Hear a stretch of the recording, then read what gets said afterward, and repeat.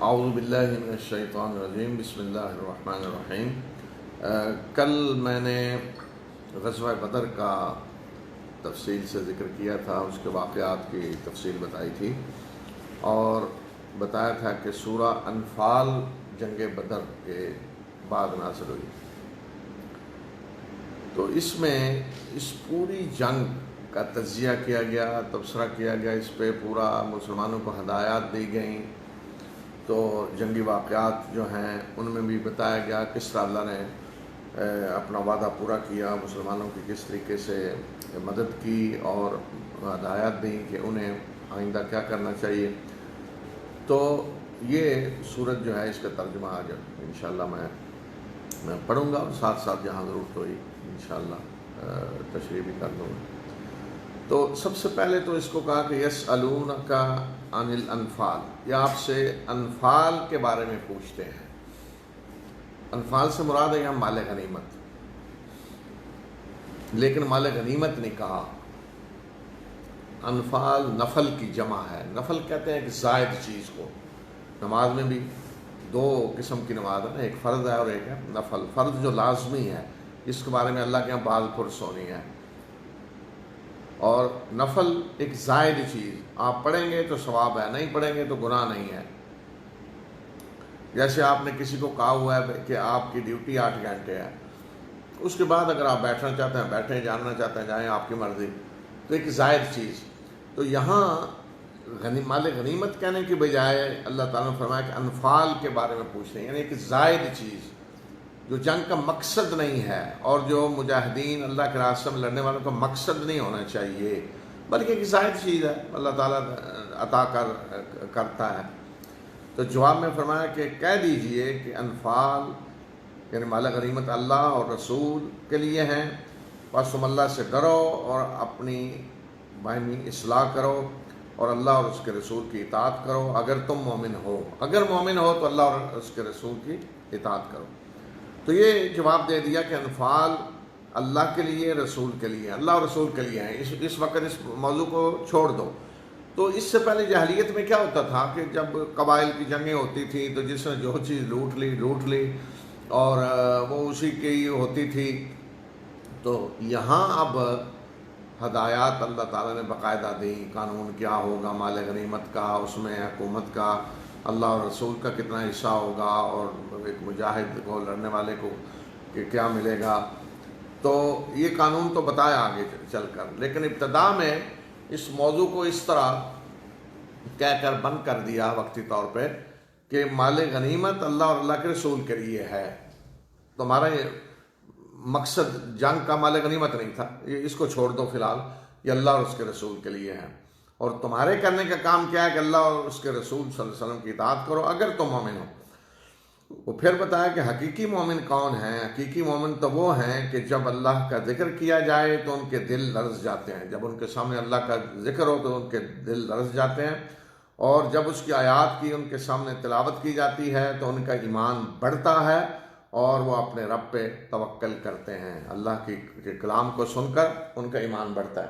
اب یہاں آپ دیکھیں کہ یہ جو آیت ہے کہ اللہ کی آیات سن کر ان کا ایمان بڑھتا ہے، جب انہیں سنائی جاتی ہیں، وَإِذَا تُلِيَتْ عَلَيْهِمْ آيَاتُهُ زَادَتْهُمْ ایمانا، یعنی خود نہیں پڑھ رہے، ان کو سنائی جاتی ہیں، کوئی اور پڑھ کے سنا رہا ہے، ایک قاری پڑھ رہا ہے، آپ سن رہے ہیں۔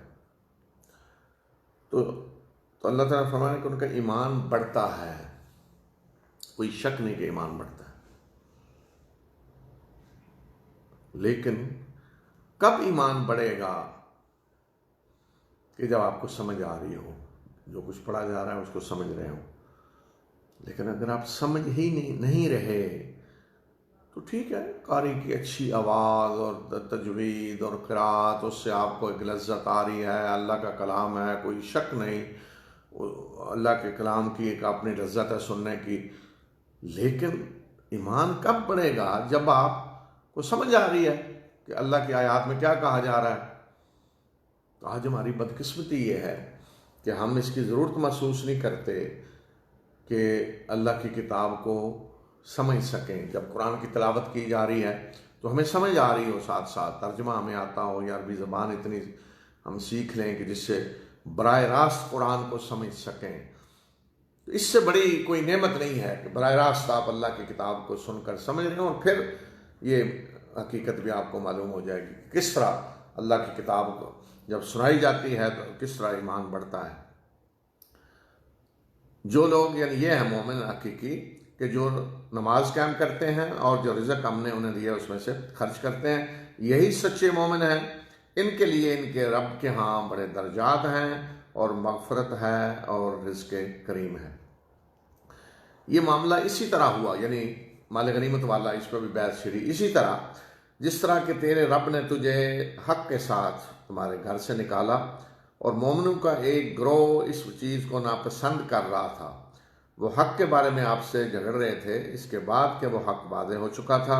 ان کا حال یہ تھا کہ گویا کہ انہیں موت کی طرف ہانک کر لے جایا جا رہا ہے، اس حال میں کہ وہ آنکھوں سے دیکھ رہے ہیں، آنکھوں دیکھتے انہیں موت کی طرف ہانک کر لے جایا جا رہا ہے۔ یہ نقشہ تھا انشاءاللہ تعالیٰ نے کہ جب رسول اللہ صلی اللہ علیہ وسلم نکلے قافلے کے لیے، جیسا کہ کل میں نے تفصیل بتائی، تو بعد میں جب پتہ چلا قافلہ تو نکل گیا، اب تو لشکر سے کا سامنا کرنا پڑے گا، یعنی جنگ ہے، اور مسلمان جنگ کی تیاری کر کے نکلے نہیں تھے، تو اس وقت کچھ لوگوں کا حال یہ تھا، جو نقشہ یہاں قرآن نے کھینچا ہے، کہ ان کا حال یہ تھا کہ گویا کہ انہیں موت کی طرف لے جایا جا رہا ہے، آنکھوں دیکھتے آنکھ کر لے جایا جا رہا ہے کہ اچانک جنگ سامنے آ گئی۔ اور اس وقت کو یاد کرو کہ جب اللہ نے تم سے وعدہ کیا کہ دونوں گروہوں میں سے ایک پہ تمہارا غلبہ ہوگا، ایک تمہارے ہاتھ لگے گا، یا قافلہ یا لشکر پہ غلبہ ہوگا، اور تم یہ چاہتے تھے کہ غیر مسلح گروہ سے تمہارا سامنا ہو، یعنی کمزور گروہ۔ کون وہ کیا ہے؟ قافلہ، ظاہر ہے مسلمان جنگ تو نہیں چاہتے تھے، وہ چاہتے تھے قافلے سے سامنا ہو، وہ کمزور تھا، غیر مسلح تھا۔ اور اللہ اپنے ارشادات سے حق کو حق ثابت کرنا چاہتا تھا، اور وہ چاہتا تھا کہ کافروں کی جڑ کاٹ دے۔ لیکن اللہ چاہتا تھا کہ آج حق واضح ہو جائے اور کافروں کی جڑ کٹ جائے، اس لیے اللہ تعالیٰ نے حالات ایسے بنا دیے کہ بالکل مسلمان اور قریش کا لشکر آمنے سامنے ہو گئے اور جنگ چھڑ گئی، تاکہ اللہ حق کو حق ظاہر کر دے اور باطل کا باطل ہونا ظاہر ہو جائے، اگرچہ یہ بات مجرموں کو کتنی ہی ناگوار گزرے۔ پھر آگے نقشہ کھینچا ہے اس وقت کا جب رسول اللہ صلی اللہ علیہ وسلم دعا کر رہے تھے اللہ تعالیٰ سے مدد کی دعا۔ تو حالانکہ رسول اللہ صلی اللہ علیہ وسلم اکیلے دعا کر رہے تھے، لیکن یہ نہیں کہا نبی صلی اللہ علیہ وسلم کو مخاطب آپ اکیلے دعا کر رہے تھے، بلکہ جمع کا صیغہ ہے تم، اس لیے کہ اللہ کے رسول صلی اللہ علیہ وسلم تمام مسلمانوں کے نمائندے بن کر دعا کر رہے تھے۔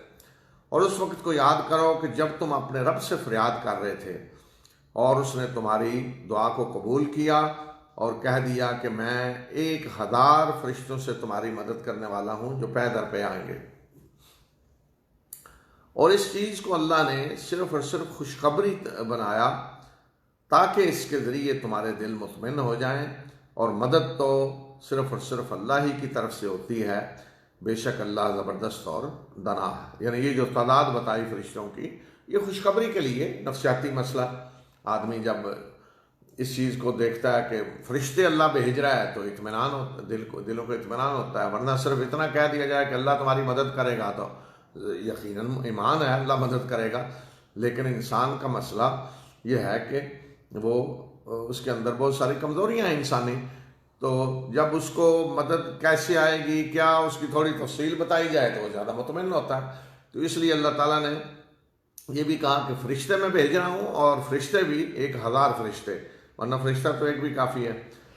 تو یہ اللہ تعالیٰ اپنی نعمتیں یاد دلا رہے ہیں، کس طریقے سے اللہ تعالیٰ نے اس موقع پہ انعام کیا۔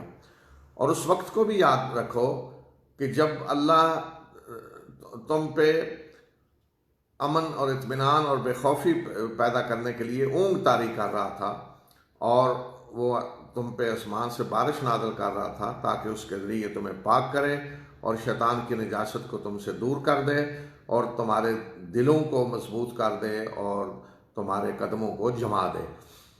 تو اس وقت ایک تو یہ کہ اللہ تعالیٰ نے اس رات مسلمانوں پہ اس طرح اونگ طاری کی کہ انہیں زبردستی نیند آنے لگی، ورنہ خوف تھا کل جنگ ہونی، پتہ نہیں کیا بنے گا، نیند نہیں آئے گی، جب رات سوئیں گے نہیں تو صبح لڑیں گے کیا. تو یہ نعمت بھی اللہ تعالیٰ نے فرمائی. اور دوسرا بارش، وہ کل میں نے بتایا کہ اس کے کیا فائدے ہوئے مسلمانوں کو.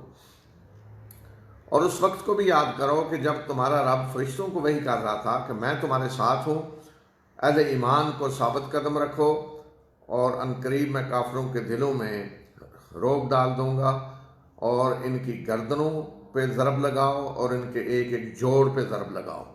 اب صرف یہ نہیں کہ اللہ تعالیٰ نے فرشتے بھیج دیے، بلکہ اللہ تعالیٰ ہمارے اللہ فرشتوں کو وحی کر رہا تھا، ہدایات دے رہا تھا کہ ایک تو یہ کہ مومنوں کے دلوں کو مضبوط کرو، اور عنقریب اللہ تعالیٰ فرمایا عنقریب میں کافروں کے دلوں میں روب ڈال دوں گا. تو یہ روب اللہ فرشتوں کے بغیر بھی ڈال سکتا تھا، روب ڈالنے کے لیے فرشتے بھیجنے کی ضرورت نہیں تھی. لیکن میں نے کہا کہ تاکہ مسلمانوں کو اطمینان ہو کہ فرشتے آ رہے ہیں، اور وہ بھی 1000 آ رہے ہیں. تو فرشتوں کو اللہ نے حکم دیا کہ ان کی گردنوں پہ ضرب لگاؤ اور ایک ایک جوڑ پہ ضرب لگاؤ. تو رسول اللہ صلی اللہ علیہ وسلم نے بعد میں صحابہ کو بتایا کہ تم اپنی لوہے کی تلواروں سے لڑ رہے تھے اور فرشتے آگ کی تلواروں سے لڑ رہے تھے. اور آپ نے فرمایا کہ اگر کسی کی گردن دیکھو نا کہ وہ اس طرح کٹی ہوئی ہے گویا کہ جلی ہوئی ہے ساتھ، تو اس کا مطلب ہے کہ فرشتے کی تلوار اس کو لگی ہے. اور یہ بتایا کہ اس لیے ذالک، یہ انجام ان کا اس لیے ہوا کہ انہوں نے اللہ اور اس کے رسول کا مقابلہ کیا، مخالفت کی، اور جو اللہ اور اس کے رسول کا مقابلہ کرے گا تو وہ یاد رکھے کہ بے شک اللہ سخت سزا دینے والا ہے. پھر قریش کو مخاطب کر کے کہا کہ یہ تو ہوا ہے تمہارا انجام، اسے چکھو، اور بے شک بے شک کافروں کے لیے آگ کا عذاب ہے. یہ تو ہے یہ انجام جو ہوا ہے دنیا میں، اور آگے بھی تمہارے لیے ایک سزا ہے، وہ کیا ہے؟ آگ کا عذاب. اے لوگوں جو ایمان لائے ہو، جب ایک لشکر کی صورت میں کافروں سے تمہارا مقابلہ ہو تو پیٹ پھیر کر نہ بھاگو، یعنی دشمن کے سامنے سے بھاگو نہیں. اور جو اس روز پیٹ پھیر کر بھاگے گا، الا یہ کہ وہ یہ کام کسی جنگی چال کے طور پہ کر رہا ہو یا دوسرے کسی گروہ سے جا کر ملنے کے لیے کر رہا ہو، تو ایسا شخص اللہ کا غضب لے کر لوٹا اور اس کا ٹھکانہ جہنم ہے، اور وہ انتہائی برا ٹھکانہ ہے. جنگ میں بھاگنا، پیٹ پھیر کر بھاگنا، یعنی آدمی میدان جنگ میں ہے، لشکر سامنے ہے، مسلمانوں کی فوج ہے، کافروں کی فوج ہے، اور کوئی مسلمان اس وقت، کوئی سپاہی میدان جنگ سے بھاگتا ہے اپنی جان بچانے کے لیے، میدان جنگ سے بھاگتا ہے، تو اس کی سزا فرمایا کہ اس کی سزا یہ ہے کہ اللہ کا غضب ہے اس پہ، اس کا ٹھکانہ جہنم ہے، اور وہ انتہائی برا ٹھکانہ ہے. اللہ کا غضب اور ٹھکانہ جہنم ہے. اس بات پہ کہ وہ میدان جنگ سے بھاگا ہے، اس نے اپنی جان کو اہمیت دی ہے. تو ایک سپاہی جب میدان جنگ سے بھاگتا ہے تو بعض دفعہ پوری فوج میں افراتفری پیدا ہو جاتی ہے، پوری فوج میں بزدلی پھیل جاتی ہے، اور مسلمانوں کو شکست ہو جاتی ہے. اور اس کا نتیجہ کیا نکلے گا؟ مسلمانوں ممکن غلامی، بربادی، تباہی، اسلام خطرے میں ہے. اور پھر وہ فتنہ جس سے نجات کے لیے اللہ تعالیٰ نے جہاد کا حکم دیا ہے کہ کلمہ پڑھنا آزمائش بن جائے. تو یہ آزادی جو ملتی ہے مسلمانوں کو کہ جو، اور تمام انسانیت کو کہ جو ایمان لانا چاہتا ہے ایمان لائے، تو یہ جہاد کے ذریعے ملتی، جنگ کے ذریعے. اور اگر کوئی میدان جنگ سے بھاگے گا تو اس کا نتیجہ پھر کیا نکلے گا کہ پھر غلبہ ان بدماشوں کا ہو جائے گا، ظالموں کا، کہ جو لوگوں کو آزادی نہیں دیں گے کہ وہ اللہ کی بندگی کریں. تو ایسے شخص کا بہت بڑا جرم ہے، اس لیے یہ بہت بڑی سزا ہے، کبیرہ گناہوں میں سے ہے. لیکن اس سے مستثنا ہیں 2 شکلیں. ایک یہ کہ اگر کوئی شخص پیچھے بھاگا ہے تو وہ جان بچانے کے لیے نہیں بلکہ جنگی چال کے طور پہ، کہ پیچھے ہٹ کر وہ حملہ کرنا چاہتا ہے پیچھے جا کر، یا وہ پیچھے بھاگا ہے کہ تاکہ دوسری طرف فوج کا جو حصہ ہے اس سے جا کر مل جائے، تو وہ بھی ایک جنگی چال ہی ہوتی ہے. تو یہ گناہ کبیرہ کب ہے، اس کی سزا جہنم کب ہے؟ کہ جب وہ صرف اور صرف اپنی جان بچانے کے لیے بھاگا ہے شکست خوردہ ہو کر اور لڑنے سے جی چرا رہا ہے اور موت سے ڈر رہا ہے، تو ایسی حالت میں بھاگا ہے اگر، تو اس کی سزا جہنم ہے، یعنی جو کبیرہ گناہ ہیں بڑے بڑے ان میں سے آئی ہے۔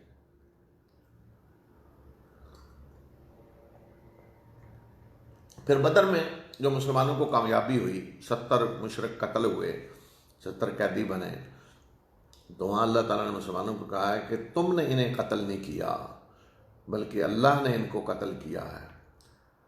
اور اے نبی صلی اللہ علیہ وسلم، جب مٹی آپ نے پھینکی تو آپ نے نہیں پھینکی بلکہ اللہ نے پھینکی، اور یہ سارا کچھ اس لیے ہوا تاکہ اللہ مومنوں کو ایک بہترین آزمائش سے کامیابی کے ساتھ گزارے۔ بے شک اللہ سننے والا اور جاننے والا ہے۔ اب دیکھیں نا، لڑ رہے تھے کون؟ مسلمان۔ تو اللہ تعالیٰ فرما رہے ہیں کہ تم نے قتل نہیں کیا بلکہ اللہ نے قتل کیا ہے۔ اور جب جنگ شروع ہونے والی تھی تو رسول اللہ صلی اللہ علیہ وسلم نے ایک مٹھی بھر مٹی اٹھائی اور اس طرح مشرکوں کی طرف پھینک کر فرمایا شاہت الوجوہ، چہرے بگڑ جائیں۔ تو اللہ تعالیٰ فرما رہے ہیں کہ وہ مٹی جب آپ نے پھینکی تو آپ نے نہیں، وہ اللہ نے پھینکی۔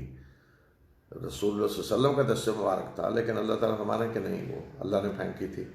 اور مسلمانوں کی تلواریں قتل کر رہی تھی، تو اللہ تعالیٰ فرما رہے ہیں کہ نہیں، اللہ نے قتل کیا۔ یہاں یہ مطلب نہیں کہ اللہ نے قتل کیا، یعنی اللہ کے فرشتوں نے قتل کیا، تو بہرحال پھر تو کچھ فرشتوں نے قتل کیے تو کچھ ڈائریکٹ مسلمانوں کے ہاتھوں میں تو قتل ہوئے نا۔ یہاں یہ مقصد نہیں ہے فرشتوں نے قتل کیے، مطلب یہ ہے کہ اللہ نے تمہاری مدد کی، یعنی ہاتھ تمہارے تھے لیکن لڑ اللہ رہا تھا۔ لیکن میں نے پہلے بھی بتایا نا، ایک سنت ہے جو اللہ تعالیٰ کی دنیا میں، وہ کیا ہے کہ اللہ تعالیٰ غیب میں ہوتا ہے، وہ ظاہر نہیں ہوگا۔ اس لیے کہ جس دن اللہ ظاہر ہو گیا تو اس دن امتحان ختم ہو جائے گا، تو اس لیے اللہ ظاہر نہیں ہوتا۔ تو اللہ کو کوئی ہاتھ چاہیے جن ہاتھوں کے پیچھے اللہ ہو، وہ ہاتھ چاہیے اللہ کو، اور وہ ہاتھ مومن کا ہوتا ہے، وہ تلوار مومن کی ہوتی ہے، وہ میزائل مومن کا ہوتا ہے، وہ جنگی جہاز مومن کا ہوتا ہے، لیکن وہ ہاتھ مومن کا ہونا چاہیے۔ اور جو کچھ وسائل ہیں اس کے لیے مومن آ جائے میدان میں، تو پھر ہاتھ ان کے ہوتے ہیں اور ان ہاتھوں سے لڑتا اللہ ہے، ہاتھ ان کے ہوتے ہیں، قتل اللہ کرتا ہے۔ میزائل وہ پھینکتے ہیں لیکن وہ میزائل حقیقت میں اللہ پھینک رہا ہے۔ لیکن یہ نہیں ہوتا کہ مومنوں کے ہاتھ نہ ہوں، وہ میدان جنگ میں آنے کے لیے تیار نہیں ہیں، وہ ایسا اسلحہ تیار کرنے نہیں کیا انہوں نے جو دشمن کے مقابلے میں ہو، تو پھر یہ نہیں ہوتا کہ اللہ انہیں کہے کہ ٹھیک ہے میں لڑ لوں گا، تم فکر نہ کرو۔ یہ نہیں ہوتا، یہ اللہ کی سنت نہیں ہے۔ اب دیکھیں مثال کہ بنی اسرائیل کو جب موسیٰ نے کہا کہ جائیں فلسطین آزاد کریں، جب مصر سے نکل کر آئے ہیں، تو اللہ تعالیٰ نے یہ سرزمین مصر لکھ دی تھی انہیں، ادخلوا الارض المقدسۃ التی کتب اللہ لکم، کہ اس مقدس سرزمین میں داخل ہو جاؤ جو اللہ نے لکھ کے دے دی ہے، جیسے رجسٹری کر کے کسی کو پکڑا دی یہ لو، لیکن کہا یہ قبضہ خود لینا ہے جا کر۔ تو بنی اسرائیل نے کیا کہا؟ اذهب انت وربک فقاتلا انا ہاہنا قاعدون، حضرت موسیٰ کو جواب میں کہا آپ اور آپ کا رب جائیں لڑیں، ہم یہاں بیٹھیں گے، آزاد کرا رہے ہیں تو ٹھیک ہے ہم داخل ہو جائیں گے۔ تو اللہ تعالیٰ نے نہیں کہا ٹھیک ہے آپ بیٹھیں، بڑے تھکے ہوئے ہیں، پہلے غلامی سے نکل کر آئے ہیں، تمہیں ستایا گیا، تو اب یہ کام ہم کر لیتے ہیں۔ جواب میں اللہ تعالیٰ نے فرمایا کہ اب تمہاری سزا یہ ہے کہ 40 سال تک یہاں دھکے کھاتے رہو گے اسی سرزمین میں، صحرائے سینا میں، اور جو اللہ نے لکھ کر دی ہوئی ہے وہ نہیں ملے گی تمہیں، یہیں دھکے کھاتے رہو گے، فرشتے نہیں لے کے دیں گے، تم نے خود جا کے لینی۔ ہاں اگر جاتے وہ ہاتھ ان کے ہوتے تو اللہ لڑتا، لیکن وہ ہاتھ ہی نہیں تھے۔ تو یہاں رسول اللہ صلی اللہ علیہ وسلم جو 313 تھے، حالانکہ جو جنگ کے لیے نکلے ہی نہیں تھے، نکلے بھی قافلے کے لیے تھے، پورا ممکن ہے اسلحہ بھی نہ ہو، تیاری بھی نہ ہو، لیکن وہ 313 ٹکرانے کے لیے تیار ہو گئے، لڑنے کے لیے تیار ہو گئے، جو کچھ تھا رسول اللہ صلی اللہ علیہ وسلم نے لا کر میدان میں رکھ دیا، اور پھر دعا کی کہ اللہ تیرا وعدہ، تیری مدد، اگر یہ جماعت آج ہلاک ہو گئی تو آئندہ تیری عبادت نہیں کی جائے گی۔ تو آپ دعا کر رہے ہیں، جبکہ جو کچھ ہے آپ نے سامنے لا کے رکھ دیا ہے میدان میں، اور تیار ہے مسلمان اپنی جانوں پہ کھیلنے کے لیے۔ تو وہاں پھر ہاتھ مسلمانوں کے تھے، مومنوں کے تھے، اور اللہ لڑ رہا تھا ان کے ہاتھوں کے ذریعے۔ تو یہ ہے اللہ کی سنت۔ تو آج بھی اللہ کی یہی سنت ہے، قیامت تک یہی سنت رہے گی۔ یعنی یہ نہیں ہو سکتا کہ مسلمان کوئی تیاری نہ کریں، دشمن کے پاس جس طرح کا اسلحہ ہے، جو جنگی تیاریاں دشمن کی ہیں، جدید ترین ٹیکنالوجی ہے، مسلمان بالکل اس کی کوئی فکر ہی نہ کریں، کوئی تیاری نہیں ہے، کوئی نسبت ہی نہیں ہے، کوئی مقابلہ ہی نہیں ہے، زمین آسمان کا فرق ہے اسلحے میں اور سب چیزوں میں، اور اس کے بعد کہیں جی اللہ ہماری مدد کر دے گا۔ یہ اللہ کی سنت نہیں ہے۔ وہ کر سکتا ہے لیکن یہ اس کی یہ سنت نہیں ہے، ایسے نہیں اللہ کا، برابر ہونا چاہیے۔ یہاں بھی جس طرح کے جہاز ہیں وہی ادھر بھی ٹیکنالوجی وہی ہو، میزائل جہاں ہیں ادھر بھی ہوں، ٹینک جس طرح کے یہاں ہیں ادھر بھی ہوں، جو کچھ ادھر ہے ادھر بھی ہو، پورا مقابلہ پورا ہو۔ پھر مسلمانوں کے ہاتھ ہوں گے اور اللہ لڑے گا۔ میزائل مسلمان چلا رہا ہوگا، اللہ تعالیٰ چلائے گا اس میزائل کو، وہ اللہ تعالیٰ کہے گا میزائل یہ تم نے نہیں، یہ اللہ نے چلائے، یہ F-16 جی تم نہیں چلا رہے، اللہ چلا رہا ہے اس کو۔ یہ اللہ کی سنت ہے۔ لیکن ایسے لوگوں کی اللہ مدد نہیں کرتا کہ جو اپنے آپ کو تیار ہی نہیں کرتے، جنہوں نے تیاری نہیں کی کچھ، تو اللہ ان کی مدد نہیں کرتا۔ یہ اللہ کی سنت نہیں۔ تو اللہ کو یہ نا، آج ہم اللہ کا امتحان لینے کی کوشش کرتے ہیں کہ نکمے بالکل کچھ کرنے کے قابل نہیں جی، اور اس کے بعد امتحان لینے شروع کر دیں۔ مثلا فرض کریں، میں ایک مثال دیتا ہوں کہ اگر کوئی کسی ملک کی ایجنسی وہ چاہتی ہے جی کہ فلاں پارٹی جیت جائے، الیکشن میں جیت جائے، تو ایک تو ہے نا دھاندلی کر کے جتلاتے ہیں، وہ تو الگ ہے، لیکن اگر صحیح الیکشن اور جیت جائے، اور وہ لگے ہوئے ہیں کوشش کرنے ہیں، تعاون کرنے ہیں سب، لیکن وہ پارٹی اتنی نکمی ہے، کچھ بھی نہیں انہوں نے کیا، قابل ہی نہیں ہے اس، تو پھر تو یہی ہے نا کہ وہ ایجنسی پھر کو دھاندلی کر کے جتلائے گی نا، ورنہ تو نہیں۔ لیکن اللہ کا یہ طریقہ تو نہیں ہے، اللہ کی یہ سنت نہیں ہے۔ وہ تو غیب میں رہ کر اللہ نے مدد کرنی ہے، پھر تو ظاہر ہو جائے گا نا، ظاہر آ کر ہو جائے گا۔ تو اس طرح نہیں، اللہ کی سنت یہ نہیں ہے، اور یہ سنت قیامت تک کے لیے یہی ہے۔ وَلَن تَجِدَ لِسُنَّتِ اللَّهِ تَبْدِيلًا، تو اللہ کی سنت میں کوئی تبدیلی نہیں پاؤ گے۔ تو جو لوگ آج سمجھ رہے ہیں، سمجھے بیٹھے ہیں نا کہ وہ جی آخرت میں وہ قیامت سے پہلے یہ ہونا ہے، اور یہودیوں کے ساتھ، اور دجال، وہ جو سمجھ رہے ہیں نا، تو وہ بار سمجھتے رہیں، جو کچھ بھی ہونا ہے نا وہ وسائل کے ساتھ ہونا ہے۔ یہ جنگ اسی نے لڑنی ہے جس کے پاس وسائل ہوں گے۔ امام مہدی جو ہے نا وہ پھونکے مارنے والے نہیں، امام مہدی وہ ہوگا جس کے پاس ٹیکنالوجی ہوگی ساری۔ تو اس پہ انشاءاللہ میں الگ بات کروں گا کبھی۔ تو یہ ایک قوم جب ہو جاتی ہے زوال کا شکار اور کچھ کرنا نہیں، تو پھر وہ اس طرح کے خواب دیکھتے رہتے ہیں، کوئی آئے گا آ کے کر دے گا، ہمیں کچھ کرنے کی ضرورت نہیں۔ تو اللہ کی سنت یہ نہیں ہے۔ ذالکم، یہ تو ہوا تمہارے ساتھ معاملہ اللہ کا، مسلمانوں کو آ جا رہا ہے ذالکم، یہ تمہارے ساتھ ہے اللہ کا معاملہ، اور بے شک اللہ کافروں کی چال کو کمزور کرنے والا ہے۔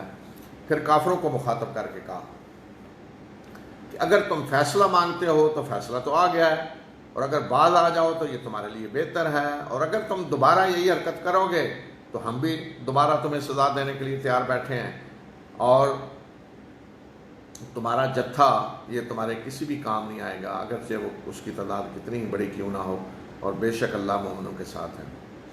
یہ کافروں کو مخاطب کیا، ان تستفتحوا فقد جاءکم الفتح۔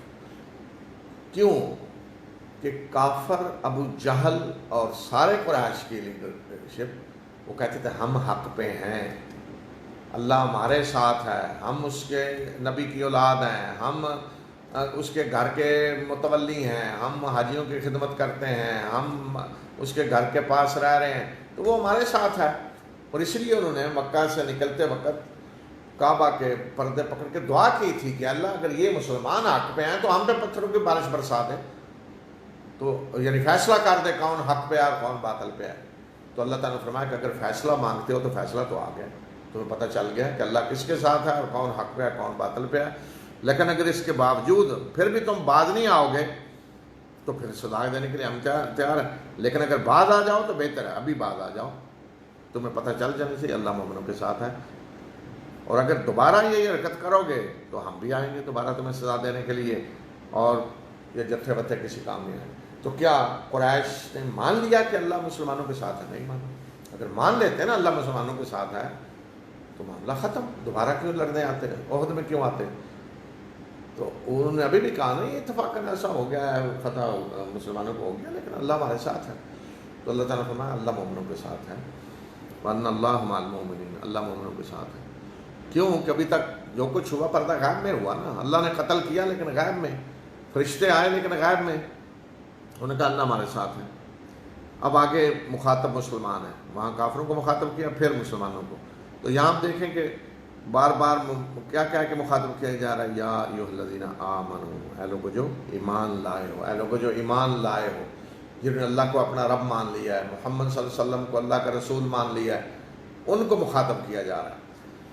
اے لوگو جو ایمان لائے ہو، اطاعت کرو اللہ کی اور اس کے رسول کی، اور اس سے منہ نہ موڑو، یعنی اللہ اور اس کے رسول کی اطاعت سے منہ نہ موڑو، اس حال میں کہ تم سن رہے ہو، سنتے ہوئے اللہ کے احکام سنائے جا رہے ہیں اور منہ موڑو، اور ان لوگوں کی طرح نہ ہو جاؤ جنہوں نے کہا کہ ہم نے سنا حالانکہ وہ سنتے نہیں ہیں، یہودی۔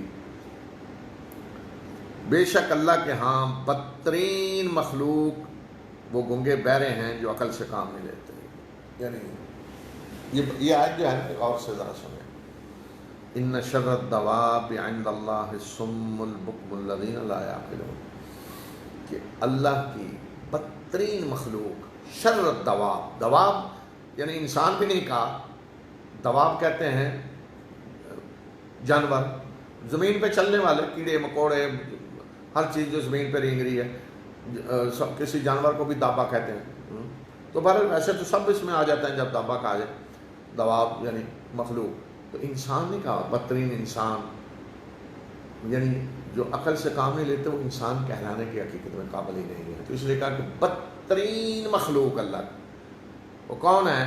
وہ گنگے بہرے جو عقل سے کام نہیں لیتے، یعنی اللہ نے انہیں صلاحیتیں دی ہیں دیکھنے کی، سننے کی، لیکن وہ عقل سے کام نہ لے کر گنگے بہرے بنے ہوئے ہیں۔ تو انسان کی سب سے بڑی فضیلت جو اللہ تعالیٰ نے اسے عطا کی ہے وہ عقل ہے، جو عام جانوروں کے پاس نہیں ہے۔ عام جانور کی عقل اتنی ہے، ہر ایک کو عقل دی اللہ نے جانور کو، لیکن اتنی جو اس کا اپنا دائرہ کار ہے بس۔ ہاں بڑے بڑے عجیب آپ جانوروں کے کارنامے دیکھیں گے، اتنی عقل اور اس طرح کام کر رہے ہیں، لیکن وہ اپنا دائرہ بس جتنا ان کا ہے، جو کام ان کے ذمے اللہ نے لگایا ڈیوٹی، عقل ان کی اسی کے لیے دی ہے۔ لیکن انسان کی عقل جو ہے وہ ہے ایک شاہکار، سب سے بڑی فضیلت جو اللہ نے انسان کو دی ہے وہ عقل دی ہے۔ لیکن اگر کوئی اس عقل سے کام نہ لے اور گنگا بہرا بن جائے، یعنی کوئی جدھر چاہے اسے ہاں کر لے جائے، تو وہ بدترین مخلوق ہے، جانوروں سے بھی بدتر، اس لیے کہ جانوروں کو تو یہ عقل اللہ نے دی نہیں، ان کی تو عقل محدود ہے۔ تو بدترین انسان وہ ہے کہ جو عقل سے کام نہیں لیتے، یعنی اللہ نے اپنے رسول کو بھیجا، اپنی کتاب نازل کی، لیکن وہ عقل سے کام لینے کے لیے، غور و فکر کر کے ایمان لانے کے لیے تیار نہیں ہے، گنگے بہرے بنے ہوئے ہیں۔ تو اب ایک شکل یہ ہے کہ اسی طرح گنگے بہرے جو ہیں انہی کو اللہ توفیق دے دے، تو یہ اللہ کی سنت نہیں ہے۔ اللہ زبردستی کسی کو مومن نہیں بناتا۔ بس بعض دفعہ سنتے ہیں نا آپ کسی کو کہنے کو نیکی کام، بس یہ دعا کریں اللہ توفیق دے، تو دیکھیں اللہ کی یہ بھی سنت ہے کہ اللہ ایسے شخص کو توفیق نہیں دیتا جس کے اندر خود ارادہ نہیں ہے، عزم نہیں ہے، اپنی عقل سے کام لے کر غور و فکر کر کے کوئی کام کرنے کے لیے تیار نہیں ہے، تو اللہ توفیق نہیں دیتا۔ تو اللہ کی توفیق ریوڑیاں نہیں ہیں جو ایسے بانٹ دی جائیں، جو آگے آئے ریوڑیاں بانٹی جا رہی ہیں لے لو، نہیں۔ اللہ توفیق ان کو دیتا ہے جن کے اندر ارادہ ہوتا ہے۔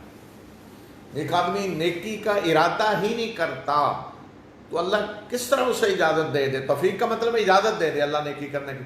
نیکی کے لیے بھی اللہ کی اجازت چاہیے، برائی کے لیے بھی اللہ کی اجازت چاہیے۔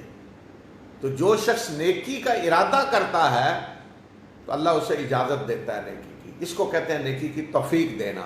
اور برائی کا جو ارادہ کرتا ہے، اگر اللہ کی حکمت یہ ہے کہ اس کو اجازت دینی تو اللہ اسے اجازت دیتا ہے، پرمیشن، اور اس کو کہتے ہیں ڈھیل دینا۔ اللہ پرمیشن دے دیتا ہے، اللہ راضی نہیں ہے اس پہ لیکن وہ اجازت دیتا ہے۔ کیوں؟ کہ دنیا میں امتحان لیا جا رہا ہے۔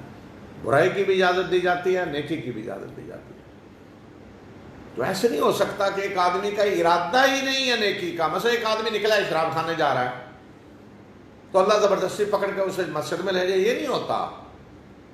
ہاں، اگر جاتے ہوئے اس نے غور و فکر کیا ہے، سوچا ہے میں کدھر جا رہا ہوں، اللہ نے مجھے کس کے لیے پیدا کیا، میرا رب، اور میں کہ اس کو چھوڑ کر وہیں توبہ کر کے پلٹ پڑا ہے تو ضرور اللہ توفیق دے گا، اللہ راضی بھی ہوگا اس سے۔ یہ نہیں شراب کھانے کو جا رہا ہے تو اللہ پکڑ کے جی توفیق دے کے اللہ ادھر لے آئے، ایسے نہیں ہوتا۔ انسان خود ارادہ کرے گا تو پھر اللہ اجازت دے گا۔ تو یہ گنگے بہرے قریش جو ایمان نہیں لا رہے تھے، تو فرمایا کہ اگر اللہ ان میں کوئی بھلائی دیکھتا تو انہیں سننے کی توفیق دے دیتا، اللہ کی کتاب سننے کی توفیق دے دیتا، انہیں سن کر ایمان لے آتے۔ اور اگر اللہ ان میں بلائی دیکھے بغیر ان کو توفیق دے دیتا، زبردستی سنا دیتا قرآن، تو یہ منہ موڑ لیتے، اعراض کرتے ہوئے، بے رخی برتتے ہوئے منہ موڑ لیتے، پرواہ نہ کرتے۔ تو اس لیے اللہ کی سنت یہ نہیں ہے کہ جس کے اندر کوئی خیر بلائی نہیں ہے، اللہ سننا نہیں چاہتا تو اللہ زبردستی سنا دے، نہیں، جو سننا چاہے گا، ارادہ کرے گا، اسی کو اللہ اجازت دے گا۔ اے لوگوں جو ایمان لائے ہو، اللہ اور رسول صلی اللہ علیہ وسلم کی دعوت پہ لبیک کہو، جب کہ وہ تمہیں ایسی چیز کی طرف بلا رہا ہے، یعنی اللہ کا رسول، جو تمہیں زندگی دے رہی ہے، ایمانی زندگی، اور جان لو کہ اللہ بندے اور اس کے دل کے درمیان حائل ہوتا ہے، اور اسی کی طرف تم اکٹھے کر کے لائے جاؤ گے، یعنی قیامت کے دن۔ یعنی اللہ بندے کا دل جو ہے، نبی صلی اللہ علیہ وسلم حدیثوں میں فرمایا کہ رحمان کی 2 انگلیوں کے درمیان ہے، دلوں کو اللہ ہی پھیرتا ہے۔ لیکن میں نے کہا نا، اللہ کی سنت کیا ہے کہ جب کوئی ارادہ کرتا ہے، چاہتا ہے تو اللہ توفیق دے دیتا ہے، اللہ دل میں بات ڈال دے گا۔ لیکن اگر کوئی نہیں چاہتا تو پھر اللہ کی یہ سنت نہیں ہے زبردستی اللہ دل میں ڈالے۔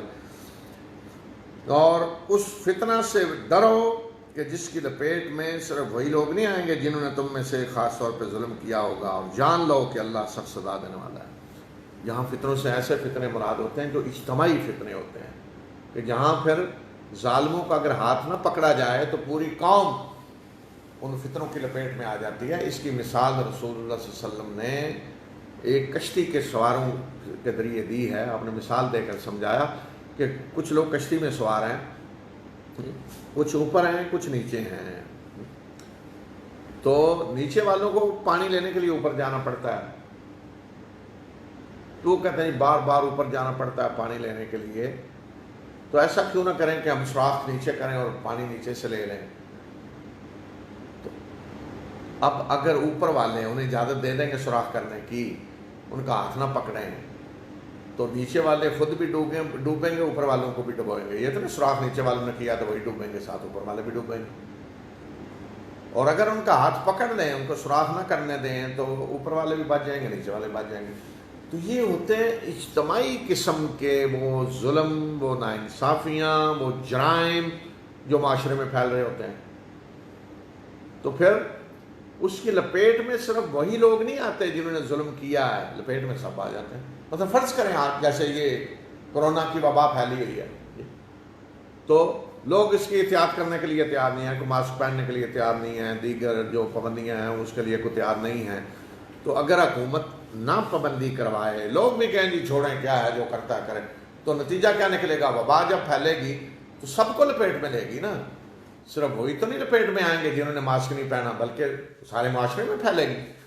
تو اس لیے ایسی چیزوں کی اجازت نہیں دی جا سکتی معاشرے میں آزادی کے نام پہ کہ جو جن چیزوں کا نتیجہ سب کو بھگتنا ہے.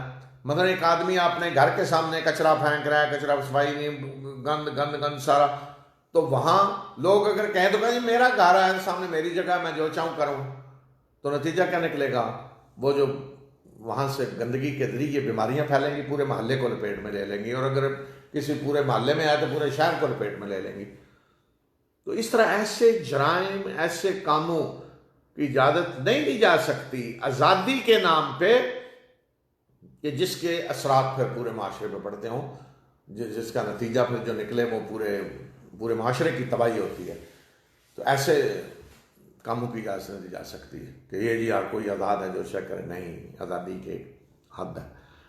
آزادی اس وقت ہے جب کسی کی آزادی دوسرے کو جا کے متاثر نہ کرے. اسلام نے دیکھیں جس چیز کی آزادی دی ہے وہ کیا ہے؟ عقیدہ انسان جو اپنانا چاہے اپنائے. کوئی مسلمان بننا چاہتا ہے بنے، عیسائی بننا چاہتا ہے بنے، یہودی بننا چاہتا ہے بنے، ہندو بننا چاہتا ہے بنے، بدھ مت بننا چاہتا ہے بنے. تو اب ایک شخص اگر ہندو ہے، وہ جا کے مندر میں اپنی عبادت کر رہا ہے، تو اس کے مندر میں جانے سے معاشرے کے دوسرے لوگوں کو تکلیف ہو رہی ہے، وہ نقصان ہو رہا ہے؟ نہیں. اس کا ذاتی معاملہ ہے، وہ اللہ کے ہاں جا کے جواب دے گا اس کا کہ وہ شرک کرتا رہا، جو بھی کرتا رہا. ایک آدمی عیسائی ہے تو اگر وہ چرچ میں جا رہا ہے تو پورے معاشرے کو اس سے کوئی تکلیف ہو رہی ہے؟ بھائی نہیں. کوئی نقصان ہو رہا ہے دوسرے کو، اس کے پڑوسی کو کہ وہ چرچ میں جا رہا ہے؟ نہیں. اپنی آزادی ہے اسے، وہ اپنے طریقے سے جا کے عبادت کرے. اللہ کے یہاں اسے جا کے جواب دینا ہے، سزا جو ہے وہ تو اللہ کے یہاں ملنی ہے نا. تو انسان جو عقیدہ اپنانا چاہتا ہے اپنائے، اپنی عبادت جو بھی جس کی کرنا چاہتا ہے کرے، جس طریقے سے کرنا چاہتا ہے کرے. اس سے دوسرے کسی کو کوئی تکلیف نہیں ہو سکتی. لیکن ایسی چیزوں کو کسی مذہب کے نام پہ نہیں ان کی آزادی دی جا سکتی کہ جس سے خود معاشرے کو نقصان پہنچ رہا. جیسے مثلا کوئی کہتا ہے نہیں جی غیر مسلم کو شراب پینے کی اجازت ہے. یہ کیسے ہو سکتا ہے؟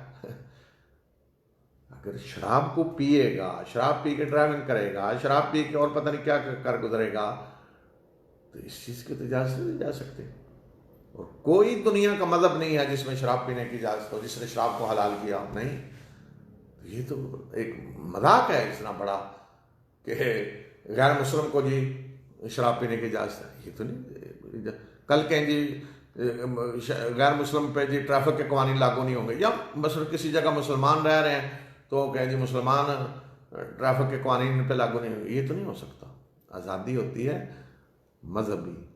آپ نے عبادت کس کی کرنی ہے آپ کی مرضی ہے. آپ کے آئلی قوانین وغیرہ اس میں آزادی ہوتی ہے. لیکن اب چوری ہے تو اس میں فرق کیا جائے گا مسلمان نے کیا یا کافر نے، ہندو نے کیا یا عیسائی نے کی؟ نہیں. اتنی اجازت دی جا سکتی. قتل کیا ہے، اسی طرح کوئی اور جرائم ہے، کوئی ملاوٹ کی ہے، اس میں فرق ہوگا کہ مسلمان نے کیا یا ہندو نے یا کسی نے. دھوکہ دیا ہے تو فرق ہے، مسلمان نے یا ہندو نے. جرائم ہے یہ.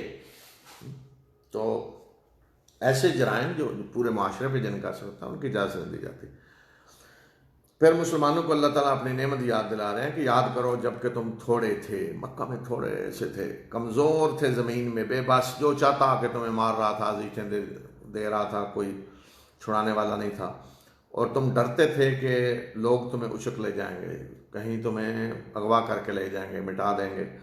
اللہ نے تمہیں پناہ تمہارے لیے مہیا کی مدینہ میں، اور اپنی مدد سے تمہاری تائید کی، تمہارے ہاتھ مضبوط کیے، اور پاکیزہ چیزوں کا تمہیں رزق دیا تاکہ تم شکر ادا کرو.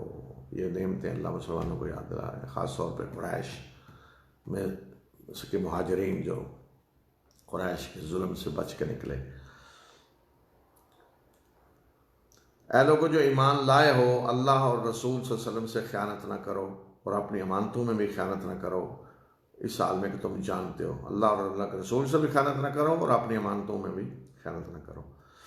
جان لو کہ تمہارے مال اور تمہاری اولاد آزمائش ہیں، اور بے شک اللہ کے ہاں اجر عظیم ہے. مال و اولاد آزمائش ہیں.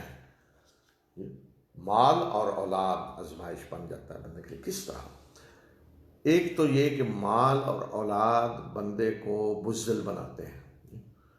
مطلب اب دیکھیں ایک نوجوان ایسا ہے، اپنی شادی بھی نہیں ہوئی، تو جذبے میں وہ اپنی جان دے گا، لیکن اب جس کے بچے ہیں پیچھے، وہ جب ایسے سامنے آ گئی نا موت یہ چیزیں، تو بچوں کا کیا بنے گا؟ بیوی ہے، بچے ہیں، آزمائش اس لحاظ سے بن جاتی ہے نا، مال ہے جو کیا بنے گا؟ اب کسی کوئی جھونپڑی میں کہیں رہ رہا ہے، نہ کوئی دولت، نہ مال، نہ گاڑیاں، نہ عیاشی کا سامان، نہ کچھ، اس کو کیا پرواہ، اٹھے گا، جان دے دے گا۔ لیکن اب جس کے جی بینک بیلنس اور گاڑیاں اور بزنس اور بڑی بڑی، تو وہ سوچے گا بھائی پیچھے ان چیزوں کا کیا بنے گا؟ تو ایک تو اللہ کے راستے میں لڑنے، قربانیاں دینے کے معاملے میں یہ مال و اولاد آزمائش بن جاتا ہے۔ پھر یہ کہ دنیا کے باقی معاملات میں کہ آدمی اولاد کے لیے بعض دفعہ اولاد کی آسائشوں کے لیے حرام کے راستے اختیار کر دیتا ہے، تو اس معنی میں بھی اولاد آزمائش۔ پھر مال بڑھانے کے لیے آدمی حرام کے راستے اختیار کرتا ہے، تو وہ اس طرح بھی آزمائش بن جاتا ہے۔ اے لوگوں جو ایمان لائے ہو، تو آپ یہاں دیکھ رہے ہیں کہ جگہ جگہ پکارا جا رہا ہے، اے لوگوں جو ایمان لائے ہو، اے لوگوں جو ایمان لائے ہو۔ ایمان لانے والوں کو اللہ تعالیٰ مخاطب کر رہا ہے۔ اے لوگوں جو ایمان لائے ہو، اگر تم اللہ سے ڈرو گے تو اللہ کسوٹی تمہیں عطا کر دے گا، اور تمہارے گناہوں کو تم سے دور کر دے گا، اور تمہیں بخش دے گا، اور اللہ بہت بڑے فضل والا ہے۔ فرقان، فرقان ہوتا ہے حق اور باطل میں تمیز کرنا، فرق سے ہے، فرق جیسے فرق کرنا، فرقان یعنی ایک ایسی صلاحیت بندے کے اندر ہو کہ جس کے ذریعے فوراً پہچان لے یہ صحیح ہے، یہ غلط ہے، یہ حق ہے، یہ باطل ہے، یہ خیر ہے، یہ شر ہے۔ تو جو اللہ سے ڈرتا ہے تو اللہ اس کو اندر یہ صلاحیت پیدا کر دیتا ہے، پھر اسے بڑے فتوے لینے کی ضرورت نہیں پڑتی کہ وہ ہر چیز میں جی وہ جا کے پوچھ رہا ہے، یہ اندر اس کے خود اللہ تعالیٰ صلاحیت پیدا کر دیتا ہے، اسے اندر سے ہی اس کا ضمیر اسے بتا رہا ہوتا ہے کہ یہ صحیح ہے اور یہ غلط ہے، یہ خیر ہے، یہ شر ہے۔ تو یہ کب ہوتا ہے؟ جب آدمی اللہ سے ڈرتا ہے۔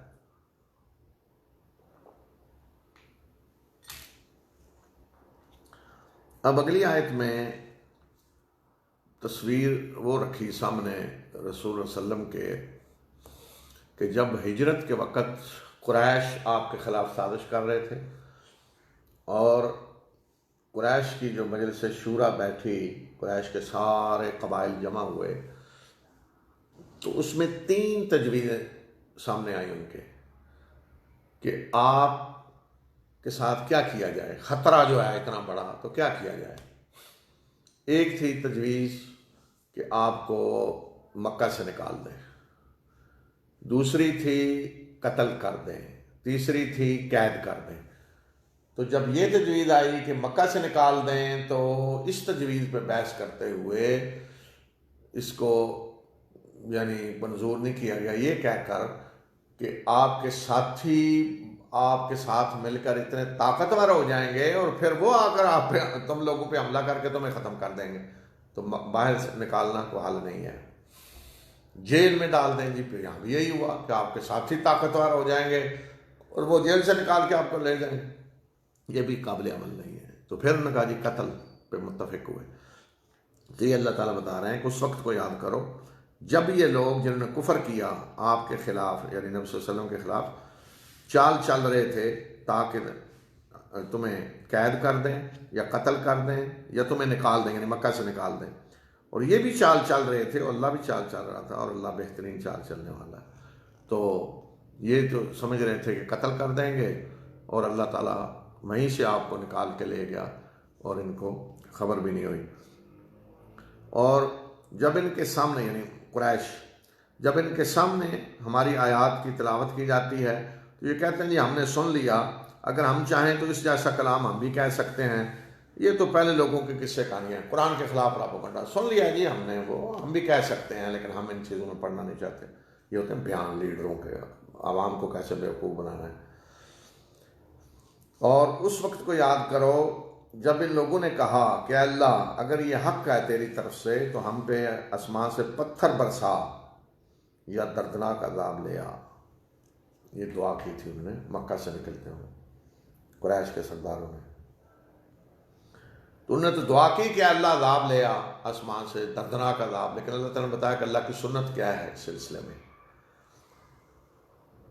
اور یہ نہیں ہو سکتا کہ آپ ان کے اندر موجود ہوں اور اللہ انہیں عذاب دے، اور نہ یہ ہو سکتا ہے کہ اللہ انہیں عذاب دے اس حال میں کہ یہ مغفرت طلب کر رہے ہوں۔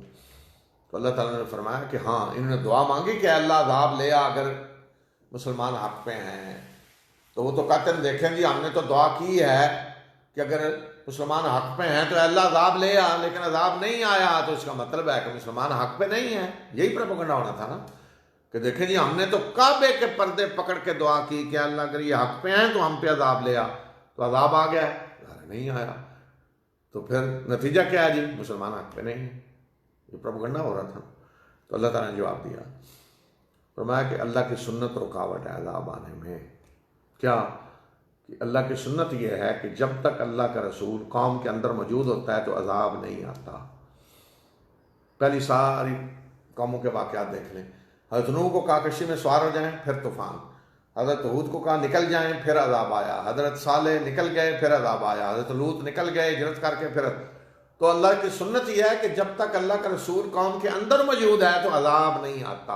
ایک رکاوٹ تو یہ۔ دوسرا یہ کہ جب تک کوئی قوم معافی مانگ رہی ہے، کچھ نہ کچھ لوگ ایمان لا رہے ہیں تو عذاب نہیں آتا۔ عذاب اس وقت آتا ہے جب بالکل واضح ہو جاتا ہے کہ اب کوئی ایمان لانے والا نہیں ہے۔ جس طرح کہ حضرت نوح نے جو دعا کی آخری جب کہ اب اللہ عذاب لیا ان کو تباہ کر دیتے، یہی کہا نا کہ اب ختم، اب کوئی ایمان لانے والا نہیں۔ تو یہاں فرمایا کہ جب تک کوئی معافی مانگ رہا ہے یعنی ایمان لا رہا ہے تو عذاب نہیں آتا۔ تو چونکہ قریش میں تو ہر روز لوگ ایمان لا رہے تھے، ہجرت کر کے مکہ جا رہے ہیں، پیچھے سے پھر ایمان لا رہے ہیں، تو اس لیے فرمایا کہ رکاوٹ یہ ہے۔ اور پھر فرمایا کہ ان کو کیا ہے کہ اللہ انہیں عذاب نہ دے، عذاب کے تو مستحق ہیں یہ خود، لیکن رکاوٹ اللہ کی سنت ہے۔ انہیں کیا ہے کہ اللہ انہیں عذاب نہ دے، حالانکہ یہ مسجد حرام سے روک رہے ہیں، حالانکہ یہ اس کے جائز متولی نہیں ہیں۔ اس کے جائز متولی تو متقی لوگ ہیں، مسلمان ہیں، انہوں نے اللہ کے گھر پہ قبضہ کیا ہوا ہے اور دوسروں کو اللہ کے گھر آنے سے روک رہے ہیں۔ ان کی اکثریت اللہ اس کے جائز متولی تو متقی لوگ ہیں، مگر ان لوگوں کی اکثریت جانتی نہیں ہے، اور ان کی نماز اللہ کے گھر کے پاس اس کے سوا کچھ نہیں کہ تالیاں بجانا اور سیٹیاں بجانا۔ تو انہیں کہا جائے گا کہ اب عذاب کا مزہ چکھو اس کفر کے بدلے میں جو تم کیا کرتے تھے۔ یعنی اللہ کے گھر کے متولی بنے ہوئے تھے نا قریش، دوسروں کو بھی روک رہے ہیں۔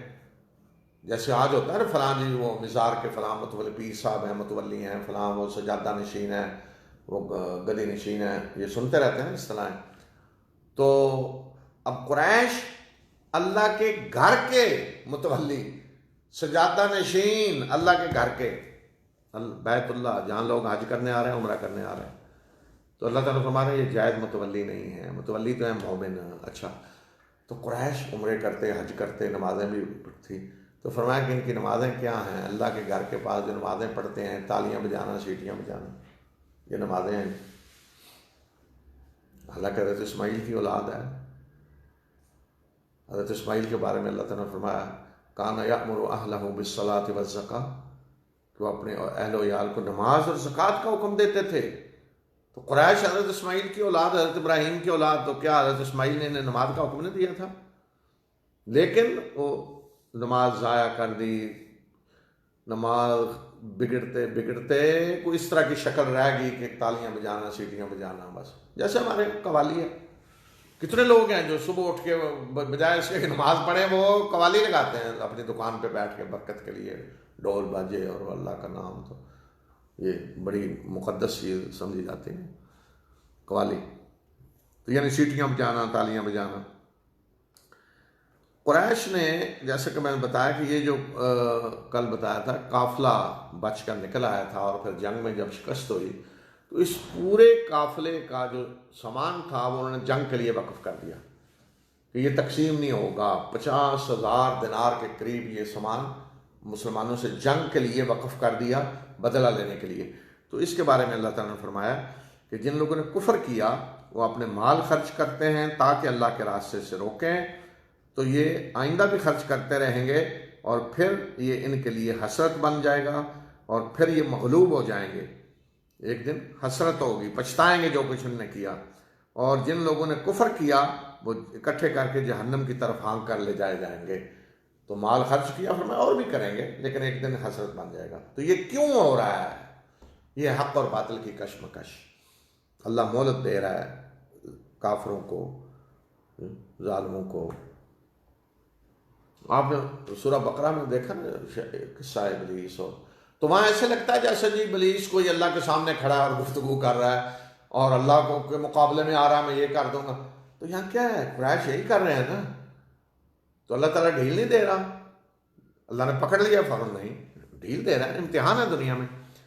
تو کافر مال خرچ کرتے ہیں اللہ کے راستے سے روکنے کے لیے، اور مسلمانوں کو کہا کہ وہ اللہ کے راستے میں مال خرچ کریں اللہ کے نام کو بلند کرنے کے لیے. کافر لڑتے ہیں شیطان کے راستے میں، مومنوں کو کہا گیا آؤ تم لڑو اللہ کے راستے میں. یہ ہے امتحان، مسلمانوں کا بھی ہو رہا ہے، کافروں کا بھی ہو رہا ہے. اگر کافر نہ ہو مقابلے میں، وہ مال خرچ نہ کریں، نہ لڑیں شیطان کے راستے میں، تو مومنوں کا امتحان ہو سکتا ہے نہیں، اور مومن نہ ہو تو کافروں کا امتحان ہو سکتا ہے نہیں. تو یہ اللہ کی سنت ہے، حق اور باطل کی کشمکش. تو یہاں یہ فرمایا کیوں اللہ مہلت دے رہا ہے انہیں کافروں کو، تاکہ اللہ خبیث کو طیب سے الگ کر دے، گندگی اور پاکیزگی کو الگ الگ کر دے چھانٹ کے، اور اللہ گندگی کا ڈھیر لگا دے اکٹھا کر کے اسے، اور پھر اس ساری گندگی کو اکٹھا کر کے وہ جہنم میں پھینک دے. اور بے شک یہی لوگ خسارہ پانے والے ہیں. کہ یہ جو امتحان اللہ لے رہے ہیں دنیا میں، مقصد یہ ہے کہ خبیث اور طیب الگ ہو جائیں، مومن الگ ہو جائیں، کافر چھانٹ کر الگ ہو جائیں.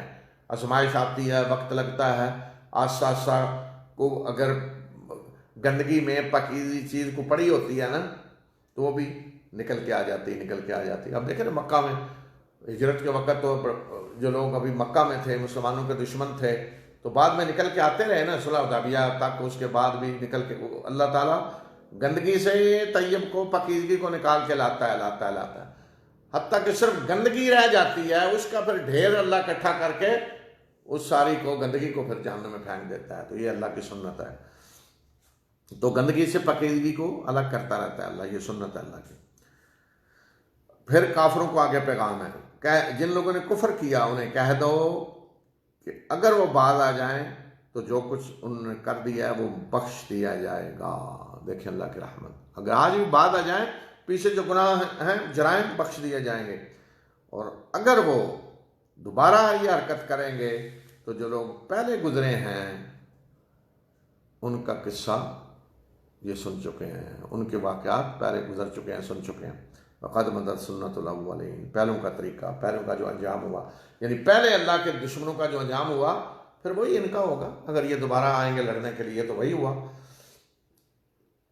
مسلمانوں کو پھر حکم دیا اور ان سے جنگ کرو یہاں تک کہ فتنہ باقی نہ رہے اور دین سارے کا سارا اللہ کا ہو جائے، یعنی اللہ کے دین کا غلبہ ہو جائے. اور اگر یہ بعد آ گئے تو جو کچھ یہ کر رہے ہیں اللہ اسے دیکھ رہا ہے.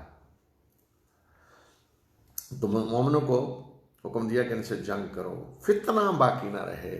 میں بتایا فتنہ کیا ہے، کہ کسی کو ایمان لاتے ہوئے ڈر نہ ہو، آزادی ہو ایمان لانے کی. تو اسلام کی دعوت خود اپنے اندر اتنی طاقت رکھتی ہے، اتنے دلائل رکھتی ہے کہ اسے کسی تلوار کی ضرورت نہیں.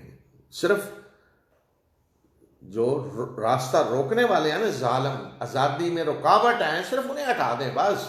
پھر دیکھیں اللہ کا دین کیسے پھیلتا ہے، لوگ کس طرح اللہ کے دین کی طرف آتے ہیں. تو اصل مسئلہ یہ نہیں کہ اسلام کو کوئی ڈنڈے کی ضرورت ہے کسی کو مومن بنانے کے لیے، نہیں. جو دوسری طرف سے ڈنڈا آ رہا ہے آزادی ختم کرنے کے لیے، اسلام صرف اس ڈنڈے کو توڑتا ہے، اس تلوار کو توڑ دیتا ہے تاکہ لوگوں کو آزادی ملے. اور اگر انہوں نے منہ پھیرا بعد نہ آئے تو جان لو کہ اللہ تمہارا مولا ہے مسلمانوں کا، اور بہترین مولا اور بہترین مددگار. یعنی اگر کافر بعد نہیں آتے، دوبارہ یہ حرکت کرتے ہیں تو اللہ تمہارا مولا ہے، سرپرست ہے، مددگار ہے، دوست ہے. مولا کے بہت سارے معنی ہیں. مولا دوست کے معنی میں آتا ہے، مددگار کے معنی میں آتا ہے، رشتہ دار کے معنی میں آتا ہے، مددگار دوست کے معنی میں آتا ہے، آزاد کردہ غلام کے معنی میں آتا ہے، آقا کے معنی میں آتا ہے. مولا کے بہت سارے معنی ہیں. تو جس طرح کی مناسبت ہوگی اس طرح کا معنی ہوگا کہ بے شک اللہ تمہارا مولا ہے، یعنی سرپرست ہے، وہ بہترین مددگار ہے، سرپرست اور بہترین مدد کرنے والا ہے.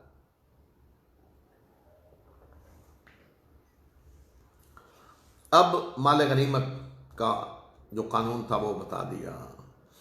تو ابھی رسول اللہ علیہ وسلم مدینہ نہیں پہنچے، یہ راستے میں آیات نازل ہو رہی ہیں. تو وہیں راستے میں ہی قانون آ گیا مال غنیمت کا بھی۔ اور جان لو کہ جو بھی مال غنیمت تم نے حاصل کیا ہے اس کا 5واں حصہ اللہ اور رسول اور قرابت داروں اور یتیموں اور مسکین اور مسافر کے لیے ہے، اگر تم ایمان لائے ہو اللہ پہ اور اس ہدایت پہ جو ہم نے اپنے بندے پہ فرقان کے دن نازل کی، جس دن دونوں لشکروں کا آمنا سامنا ہوا اور اللہ ہر چیز پہ قدرت رکھنے والا۔ فرقان کے دن یعنی بدر کے دن، یوم الفرقان اللہ نے کہہ دیا اسے، اس حق اور باطل کا فرق واضح ہو گیا، مار کا حق و باطل پہلا۔ تو یہ 5واں حصہ یہ گویا کہ سرکاری ہے، گورنمنٹ لے گی، اللہ اور رسول صلی اللہ علیہ وسلم۔ آگے تشریح آ گئی، قرابت دار، کس کے قرابت دار؟ اللہ کے رسول صلی اللہ علیہ وسلم کے قرابت دار، اس میں سے ان کو بھی دیا جائے گا، اس لیے کہ اللہ کے رسول صلی اللہ علیہ وسلم کی بھی تو ذمہ داریاں ہیں نا، کہ آپ کا کوئی رشتہ دار ہے، قرابت دار ہے، مدد کا مستحق ہے، تو اس کی مدد آپ کر سکیں۔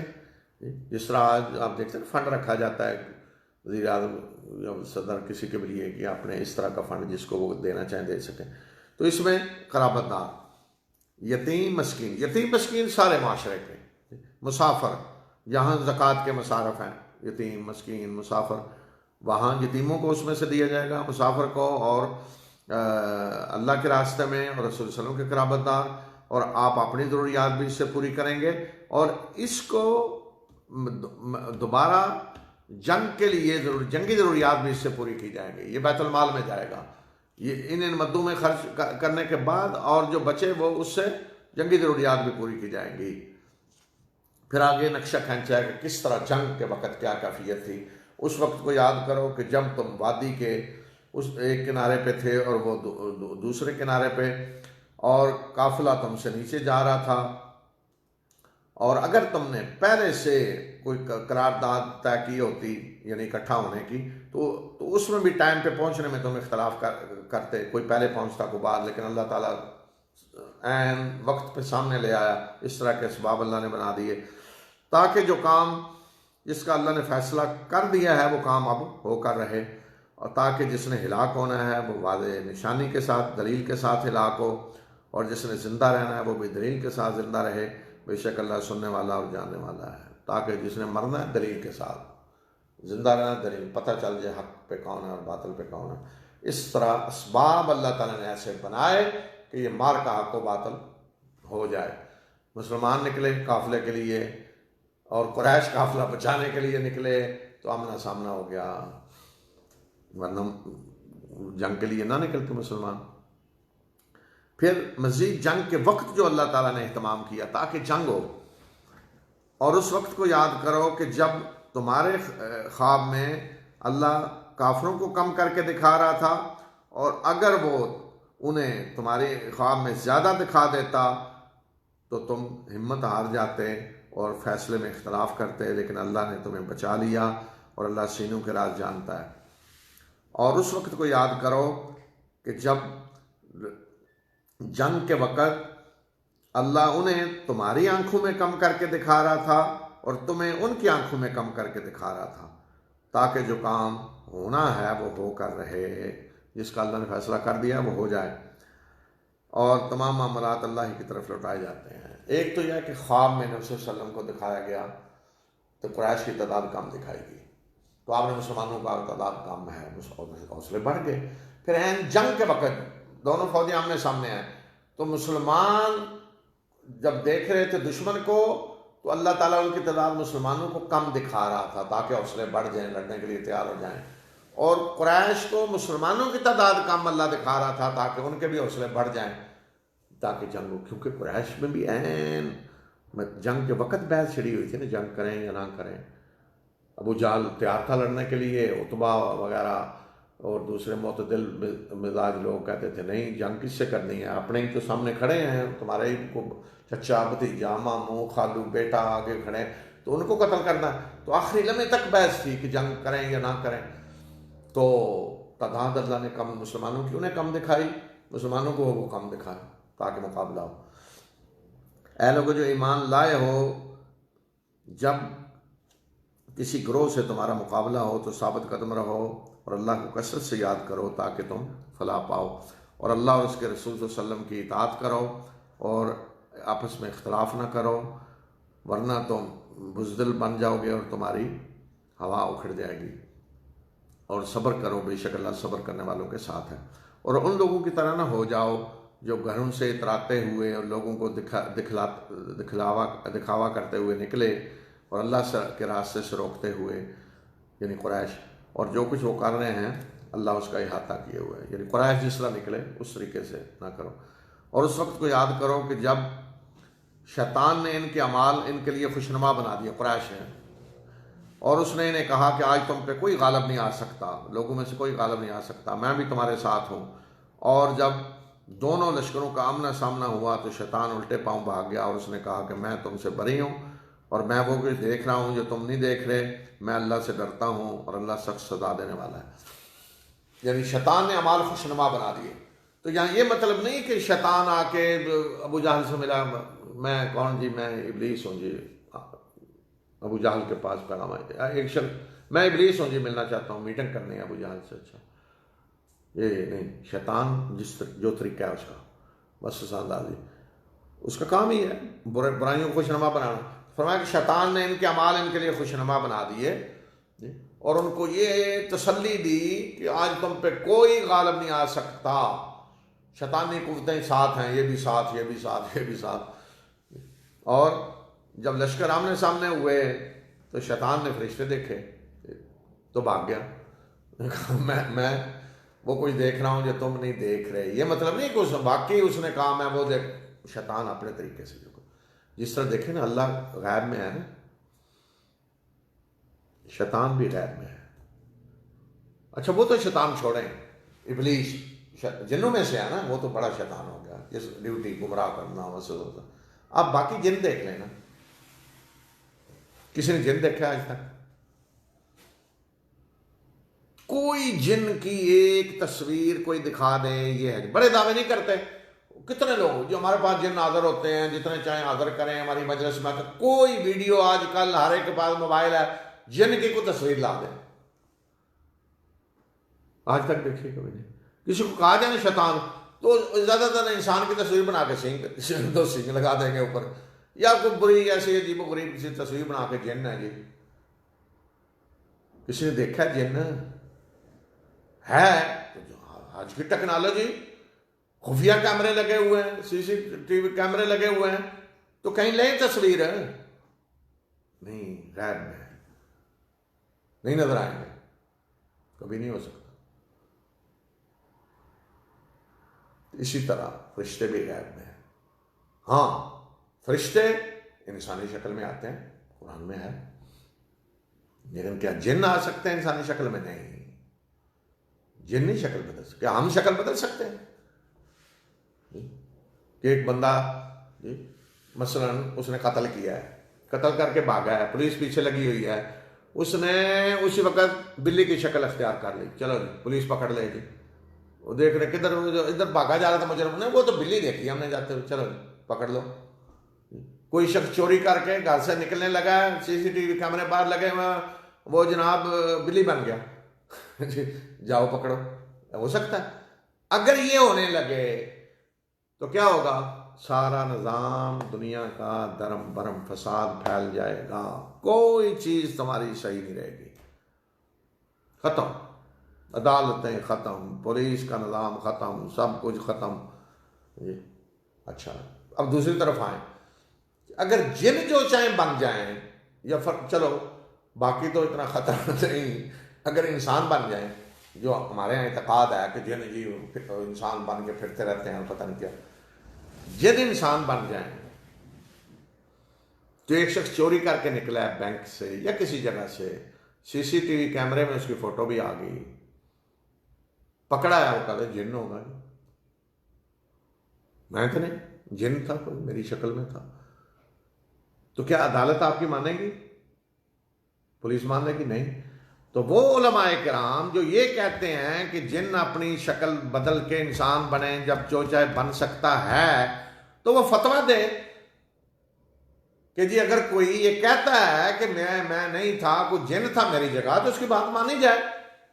وہ مانتا ہے؟ نہیں مانتا۔ یا جو کہہ رہے ہیں مولانا صاحب کہ انسان جن جو ہے وہ انسان بن جاتا ہے، تو اگر ان کے گھر میں چوری ہو اور کوئی کہہ دے کیمرے میں بھی آ جائے، وہ کہہ دے جی میں نہیں، میں تو یہ تو جن تھا، تو وہ مان لیں گے، چھوڑ دیں گے اس کو، فساد پھیل جائے دنیا میں اگر یہ چیز ہونے لگے، تو یہ نہیں ہو سکتا۔ ایک تو یہ ہے کہ شیطان جن غیب میں رہ کے کریں گے جو کچھ کریں گے، یہ نہیں کہ آپ کے گھر کی بیل ہوئی ہے، بیل کون ہے جی باہر بیٹا دیکھیں ذرا کون ہے، وہ ابلیس آیا جی آپ سے ملنے کے لیے، میٹنگ کرنی ہے اس نے، اچھا کس موضوع پہ کرنی ہے جی، آپ نماز پڑھتے ہیں، وہ کہتا ہے ذرا میں نے اس پہ کچھ انہیں سمجھانا ہے کہ یہ کام نہ کیا کریں، یا آپ اللہ کے راستے میں خرچ کرتے ہیں تو میں آ رہا ہوں ذرا اس پہ میٹنگ کرنی ہے، آیا جی اچھا آئیں تشریف لائیں بیٹھے ہیں آپ، جی یہ خرچ ورچ کرتے ہیں بڑا اللہ کے راستے میں تو یہ ٹھیک نہیں ہے آپ کے لیے، خطرناک ہے، اور یہ وہ کیا ایسے ہوتا ہے جی، ایسے ہوگا، ابلیس ایسے آئے گا، شیطان ایسے آئے گا، نہیں، وَزَيَّنَ لَهُمُ الشَّيْطَانُ، وہ خوشنما بنائے گا برائیوں کو اور نیکیوں سے ڈرائے گا آپ کو، غلط خطرناک نتائج سے ذہن میں ڈالے گا، یہ ہے جو ڈیوٹی ہے اس کی، یہ کام کرے گا۔ تو یہاں اس نے ظاہر بھڑکایا قریش کو، کیا بات ہے جی، آج ابو جہل کو بھڑکایا، آپ کی جناب کی عادت ایسی ہے کہ اس میں کوئی مجال ہے کوئی غالب آ سکے، لیکن جب اس نے فرشتے دیکھے بھاگ گیا۔ اس کا مطلب یہ ہے، اس سے ثابت یہ ہوتا ہے کہ جب جہاں فرشتے اللہ کے ہوں گے وہ شیطان قریب نہیں آئے گا، فرشتے ہوں گے شیطان نہیں آئے گا، بھاگ جائے گا۔ اور پھر منافقوں کے بارے میں، منافق کون تھے مدینہ میں جو منافق تھے، ان کو جب پتہ چلا کہ مسلمان تو اب جنگ کرنے کے لیے چلے گئے ہیں قریش سے، تو وہ دیکھیں جی ان کو بیوقوف بنایا ہوا ہے، دین کے نام پہ یہ نبی صلی اللہ علیہ وسلم کے بارے میں پراپگنڈا کرتے ہیں، یہ جی مروائیں گے ان کو، اب دیکھیں لے گئے ہیں لڑانے قریش سے۔ تو اس وقت کو یاد کرو کہ جب منافق اور وہ لوگ جن کے دلوں میں بیماری ہے وہ کہہ رہے تھے کہ ان کے دین نے ان کو بیوقوف بنا دیا ہے، دھوکے میں ڈال دیا دین نے، اور جو اللہ پہ بھروسہ کرے تو بے شک اللہ زبردست اور دنا ہے، یعنی مومنوں نے اللہ پہ بھروسہ کیا، اللہ زبردست اور دنا ہے۔ اب کافروں کی موت کے وقت جو کیفیت تھی، مر رہے تھے، جان نکلتی، فرشتے کس طرح روحیں قبض کر رہے ہیں، وہ نقشہ کھینچا ہے۔ کاش کہ تم اس وقت کو دیکھ سکو کہ جب فرشتے کافروں کی روحیں قبض کرتے ہیں، ان کے چہروں اور ان کے کولوں پہ ضربیں لگاتے ہوئے اور انہیں کہتے ہوئے کہ جلائے جانے کے عذاب کا مزہ چکھو۔ فرشتے روحیں قبض کر رہے ہیں، چہروں پہ مار رہے ہیں، پیچھے کولوں پہ مار رہے ہیں ضربیں، روح قبض کرتے ہوئے۔ اب کسی کو نظر آتا ہے کہ رشتہ ڈنڈا مار رہا ہے؟ نہیں، غیب میں ہے نا، لیکن اللہ تعالیٰ نے کاش کہ تم دیکھ سکو اس حالت کو، لیکن وہ غیب میں ہے۔ یہ اس لیے ان کا انجام ہوا ذالک بما قدمت ایدیکم، اور اس وقت فرشتے کہیں گے کہ یہ وہ ہے کہ جو کچھ تم نے اپنے ہاتھوں آگے بھیجا، انجام تمہارا، اور اللہ بندوں پہ ظلم کرنے والا نہیں ہے، یہ تمہارے اعمال کا انجام ہے۔ جو مومنوں کو ستاتے رہے نا دنیا میں، تو کیا موت کے وقت بھی اللہ کے فرشتے گرفتار کر کے سزا دینی شروع کر دیں گے۔ اور ان کی حالت اسی طرح ہے جو کچھ آل فرعون کے ساتھ اور ان لوگوں کے ساتھ ہوا جو ان سے پہلے گزرے، انہوں نے اللہ کی آیات کا انکار کیا اور اللہ نے ان کے گناہوں کی پاداش میں انہیں پکڑ لیا، اور بے شک اللہ بڑا ہی طاقتور اور سخت سزا دینے والا ہے۔ اور یہ اللہ کی سنت کے مطابق ہوا کہ بے شک اللہ جو نعمت اس نے کسی قوم پہ کی ہو تو اس نعمت کو نہیں بدلتا جب تک کہ وہ قوم اپنی حالت نہ بدل دے۔ بے شک اللہ سننے والا اور جاننے والا ہے۔ اللہ کی سنت کے مطابق ہوا، سنن اللہ، تو اللہ کی سنت کیا ہے؟ فرمایا کہ کسی قوم پہ اللہ نے کوئی نعمت کی ہوئی ہے اور وہ قوم اللہ کی بندگی کرنے والی ہے، اللہ سے ڈرنے والی ہے، بہترین اخلاق کردار، تو اللہ کی نعمت باقی رہے گی اسی طرح، اللہ اس نعمت کو نہیں بدلے گا۔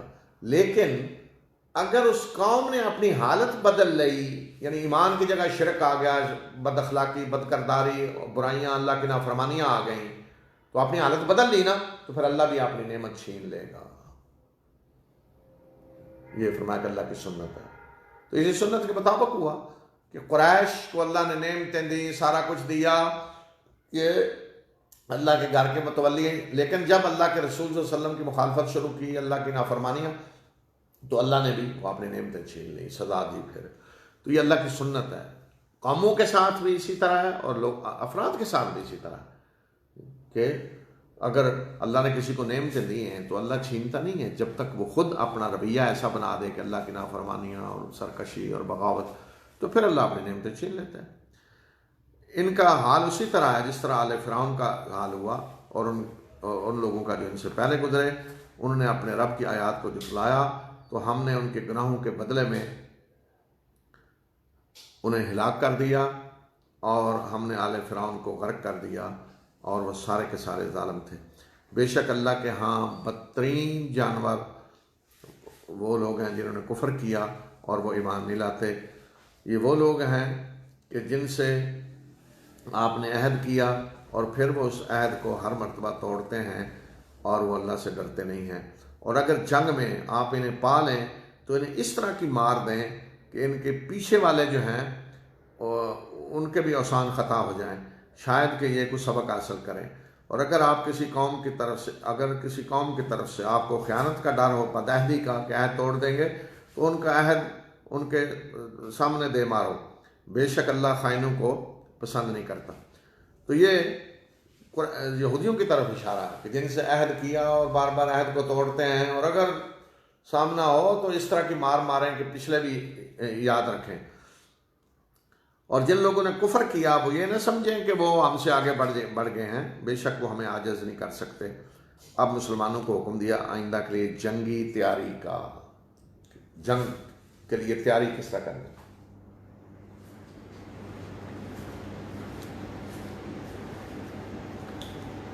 اور جتنی بھی قوت تم ان کے لیے فراہم کر سکو کرو، وَأَعِدُّوا لَهُم مَّا اسْتَطَعْتُم مِّن قُوَّةٍ، جتنی طاقت بھی تم ان کے لیے فراہم کر سکتے ہو وہ تیار کرو، تیار بندھے ہوئے گھوڑے کہ جن کے ذریعے تم اللہ کے دشمنوں اور اپنے دشمنوں کو ہیبت زدہ کر کے رکھو، اور ان کے علاوہ کچھ دوسروں کو بھی جن کو تم نہیں جانتے اللہ جانتا ہے، اور جو بھی تم اللہ کے راستے میں خرچ کرو گے اللہ پورے کا پورا تمہیں لوٹائے گا اور تم پہ کچھ ظلم نہیں کیا جائے گا۔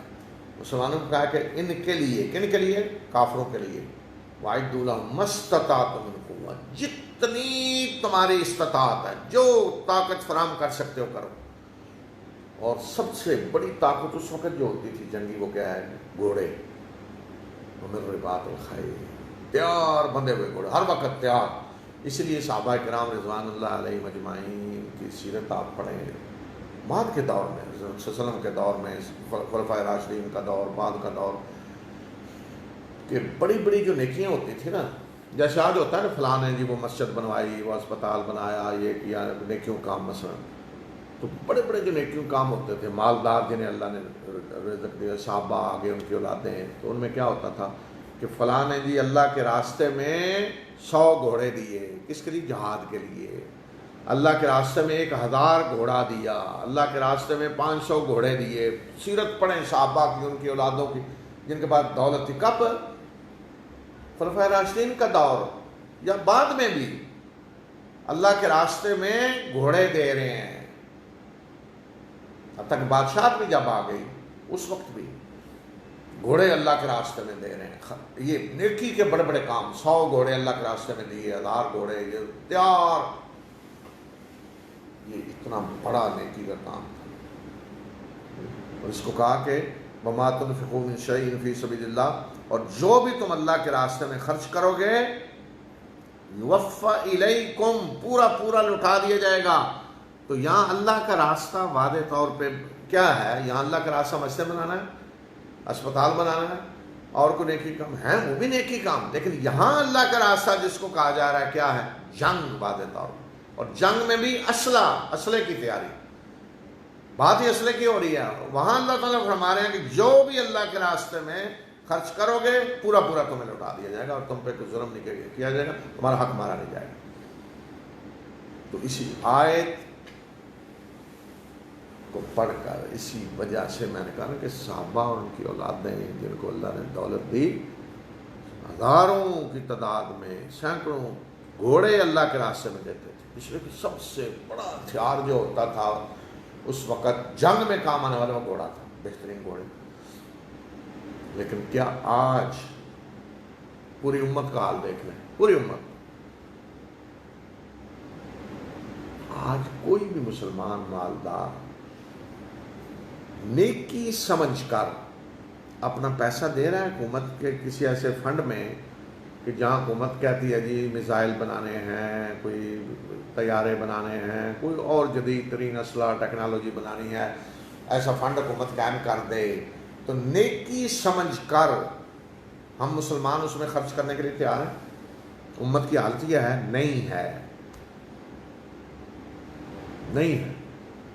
مسجد کے لیے کہیں تیار ہیں، اسپتال پھر بھی، اور فلاں یہ کر دو، یہ کر دو، کالا بکرا ذبح کرنا ہے کروا لو جی، ختم دلوانے ہیں دلوا لو، یہ کرنا جو بھی ہے، لیکن آؤ میزائل ٹیکنالوجی کے لیے پیسے دو اور اجر سمجھ کر دیں، نیت یہ ہے کہ اللہ کے راستے میں دے رہے ہیں، یہ اجر ہے، یہ سمجھ کر کو دینے کے لیے تیار ہے۔ اور ممکن ہے وزیر اعظم صدر صاحب وہ ٹی وی پہ آ جائے تھوڑا تو کوئی دے دے، کیا اسے اجر سمجھا جا رہا ہے؟ بلکہ آج ہماری حالت کیا ہے مسلمانوں کی، جن کو اللہ نے بڑی بڑی دولت دی انہوں نے کتنا لگایا اسلحے میں، وہاں بھی پتہ ہے آپ کو جی، اور جن کے پاس محدود ہے تو وہاں بھی جو بجٹ لگتا ہے دفاع کے لیے تو آج اسے بوجھ سمجھا جاتا ہے، وہ سارا کچھ جی فوج کھا گئی، سارا کچھ جی دفاع میں چلا گیا، سارا کچھ جی ہم مسئلے میں لگا دیتے ہیں، جو لگ رہا ہے تھوڑا بہت وہ بھی بوجھ بنا ہوا ہے۔ تو ایسی قومیں جو ہیں پھر ان کا ذلت، ان کا مقدر ذلت ہوتی ہے، ان کا مقدر ذلت، اللہ پھر ان کو دشمنوں کے آگے اس طرح گھٹنے ٹیکتے ہیں، غلامی ہمیشہ کے لیے ہوتی ہے، ذلت اور رسوائی وہ مقدر بن جاتا ہے۔ جو قومیں اپنے دفاع پہ خرچ کرنے کے لیے تیار نہیں ہوتی، یہ تو دنیاوی مسئلہ سمجھا ہوا، اللہ کا راستہ جو کچھ اللہ کہہ رہے ہیں خرچ کرو گے لٹایا جائے گا قیامت کے دن۔ ایسی قوم جس کے لیے دفاع میں خرچ کرنا اتنا نیکی کا کام ہے کہ اللہ تعالیٰ وعدہ کر رہا ہے کہ جو کچھ تم کرو گے وہ تمہیں واپس دیا جائے گا قیامت کے دن، ایسی ملک میں دفاعی بجٹ جو ہے وہ پورا نہ ہو یا اس کے لیے کوئی عام بجٹ سے لیا جائے، یہ تو امت کو چاہیے، مسلمانوں کو اٹھ کے چاہیے کہ الگ اس کے لیے دیں سارا، یہ تو نیکی کا کام ہے، یہ تو اللہ کا راستہ ہے۔ لیکن دیکھ لیں ہماری حالت مسلمانوں کی کیا ہے، اور اسی کے نتائج ہم بھگت رہے ہیں آج، اور بھگتتے جائیں گے، اور بیٹھے آرام سے جی امام مہدی آ کے لڑ لیں گے جی، وہ جو کچھ کر لیں گے، ہمیں کوئی اسلحہ بنانے کی ضرورت نہیں، کچھ کرنے کی ضرورت نہیں۔ تو یہ اللہ کی سنت نہیں، یاد ہے کیسا نہیں ہوتا، ایسی قوم ہے غلامی ان کا مقدر بن جاتی ہے، اور اللہ نے جس غلامی سے نجات دی ہے نا جی، تو وہ دوبارہ اسی طرح کی ذلت میں ڈال دیتا ہے۔ کو اللہ نے لکھ کر نہیں دے دیا کسی کو کہ ہمیشہ کے لیے تم یہ ہو، اللہ کی سنت ہے، سنن اللہ کے مطابق معاملہ ہوتا ہے۔ ذالک بأن اللہ لم یک مغیرا نعمتا انعمها علی قوم حتی یغیروا ما بانفسہم وان اللہ سمیع علیم۔ کہ جو نعمت اللہ نے دی ہے نا، یہ ملک، یہ آزادی، یہ سارا کچھ، تو یہ نہیں کہ اللہ واپس نہیں لے سکتا، یہ سنت کے مطابق ہے۔ اگر ہم نے اپنا رویہ نہ بدلا تو پھر اللہ کی سنت تو ہے، پھر انجام دیکھ لیں کیا ہوگا۔ اور پھر یہ بھی آیت سامنے رکھیں، واتقوا فتنۃ لا تصیبن الذین ظلموا منکم خاصہ، اس فتنہ سے بچو کہ جس کی لپیٹ میں صرف وہ ظالم ہی نہیں آئیں گے جنہوں نے ظلم کیا، جو آج بیٹھ کر ٹویٹر پہ، ٹی وی پہ اور فیس بک اور وسائل جو ملے ہوئے ہیں جی، اس میں دفاع کے خلاف، ملک کی دفاع پہ جو بجٹ خرچ ہو رہا ہے اس کے خلاف، اور فوج کے خلاف، اور سارا لکھ رہے ہیں، اور نفرت اور بغض کا اظہار جی، جنہوں نے آپ کے ملک کا دفاع کرنا ہے جو ان کے خلاف نفرت پیدا کرو، یہ کون ہے؟ یہ ہیں وہ ظالم کہ اگر ان کے ہاتھ نہ روکیں گے تو جو اس کے نتائج نکلیں گے وہ ساری قوم اس کے لپیٹ میں آئے گی، جن کے لیے آج دفاعی بجٹ بوجھ بنا ہوا ہے، جن کے لیے آج میزائل ٹیکنالوجی پہ جو خرچ ہو رہا ہے بوجھ بنا ہوا ہے، یا ایٹمی قوت پہ جو خرچ ہوا جی بوجھ بنا ہوا ہے، جو اس چیز کو اس طرح بنا رہے ہیں کہ وہ جی سارا کچھ ادھر چلا گیا جی، ہمارے لیے یہ نہیں ہے، یہ سارا کچھ ادھر نہیں چلا گیا، وہ سارا کچھ کہیں اور جا رہا ہے، اس کے لیے کوئی بولتا نہیں ہے۔ اور اگر یہ مسلمانوں کو کہا جا رہا ہے کہ کافر تمہاری تیاری ہے ساری جو اوپر حکم دیا تھا انہیں پوری تیاری کر لی اور اس کے بعد کافر صلح چاہتے ہیں تو ٹھیک ہے، ہم تیار ہیں صلح کے لیے، اور اگر وہ صلح کی طرف مائل ہوں تو آپ بھی مائل ہو جائیں اور اللہ پہ توکل کریں، اللہ سننے والا اور جاننے والا ہے۔ لیکن صلح اس تیاری کے بعد، جب آپ تیار ہیں نا، پتہ ہے دشمن کو آپ کے پاس کیا ہے اور آپ کیا کر سکتے ہیں، پھر جب دشمن کہتا ہے نا صلح، تو وہ صلح برابر کی سطح پہ ہوتی ہے یا ہاتھ آپ کا اوپر ہوتا ہے۔ لیکن جب آپ کے پاس کچھ ہے ہی نہیں، تیاری نہیں، کچھ نہیں، اور پھر اب ہم تو جی صلح چاہتے ہیں، جنگیں تو کوئی حل نہیں ہے، یہ صحیح ہے، آخر میں جی مذاکرات ہی حل ہوتے ہیں، تو مذاکرات جنگوں کے بعد ہوتے ہیں جو حل ہوتے ہیں، وہاں ہر ایک کو پتہ چل چکا ہوتا ہے کون کیا ہے، کس کی طاقت، وہ مذاکرات پھر واقعی مذاکرات ہوتے ہیں اور انہیں کے نتیجہ نکلتا ہے، اور ایسے نہیں کہ آخر میں مذاکرات جنگوں کے بعد ہوتے ہیں، جب ہر ایک جان چکا ہوتا ہے دوسرے کو کیا ہے، جوتے پڑ چکے ہوتے ہیں، پھر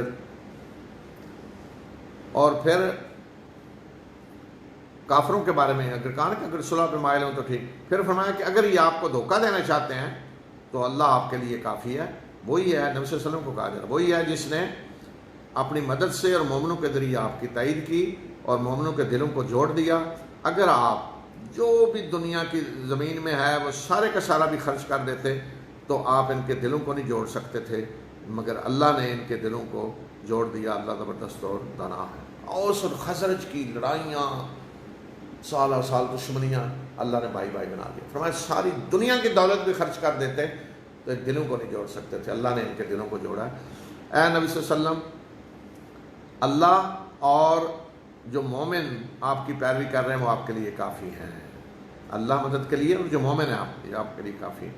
اے نبی صلی اللہ علیہ وسلم، مومنوں کو جنگ پہ ابھاریں، اگر تم میں سے 20 بھی صبر کرنے والے ہوں گے تو وہ 200 پہ غالب آ جائیں گے، اور اگر تم میں سے 100 ہوں گے تو وہ 1000 ان پہ غالب آئیں گے، 1000 کافروں پہ غالب آ جائیں گے، اس لیے کہ یہ کافر ایسے لوگ ہیں کہ جنہیں کوئی سمجھ بوجھ نہیں ہے۔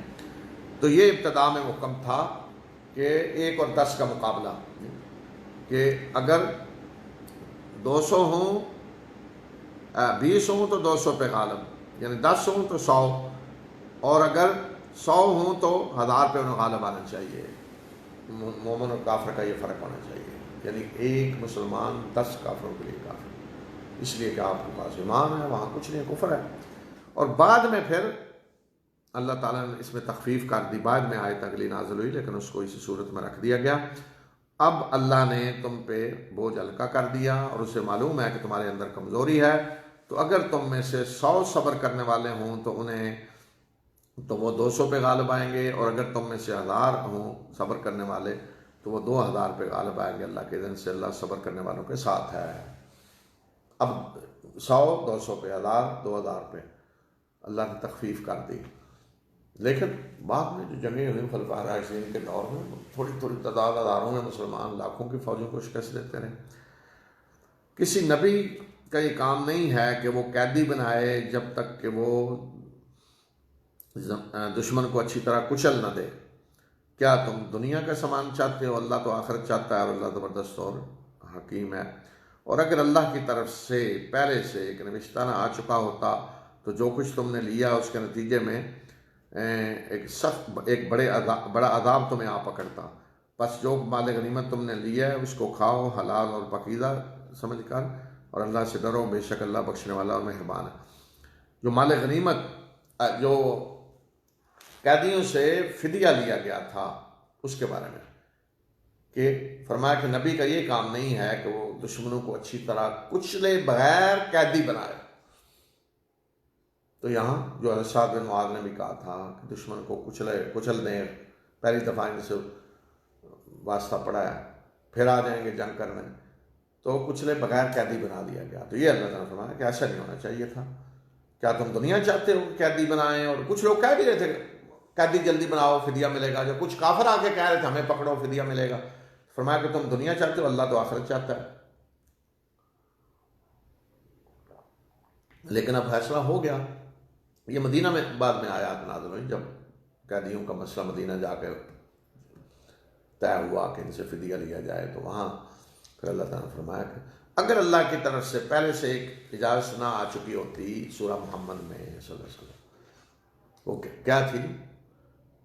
فَإِذَا لَقِيتُمُ الَّذِينَ كَفَرُوا فَضَرْبَ الرِّقَابِ، کافروں سے آمنا سامنا ہو اچھی طرح ان کی گردنیں اڑاؤ، حَتَّى إِذَا أَسْخَنْتُمُوهُمْ فَشُدُّوا الْوَثَاقَ، جب اچھی طرح کچلو پھر قیدی بناؤ، پھر اجازت دے گی فَإِمَّا مَنًّا بَعْدُ وَإِمَّا فِدَاءً، پھر یا تو احسان کر کے چھوڑ دو یا فدیہ لے کے، فدیہ لینے کی اجازت تھی لیکن پہلے کچلا جانا چاہیے تھا قیدی بنانے سے پہلے، تو وہ یہاں اللہ تعالیٰ نے فرمایا کہ اگر پہلے سے اجازت نہ ہوتی فدیہ لے کے چھوڑنے کی تو جو لیا اس کے نتیجے میں اللہ کا عذاب آتا، لیکن اب چونکہ اجازت اللہ نے دی ہوئی تھی فدیہ لینے کی، اس لیے جو کچھ ہے وہ تمہارے لیے حلال ہے، پاکیزہ ہے، کھاؤ، لیکن ایک کمی رہ گئی تھی، وہ کیا کہ قیدی بنانے سے پہلے اچھی طرح کچلا نہیں تھا ان کو۔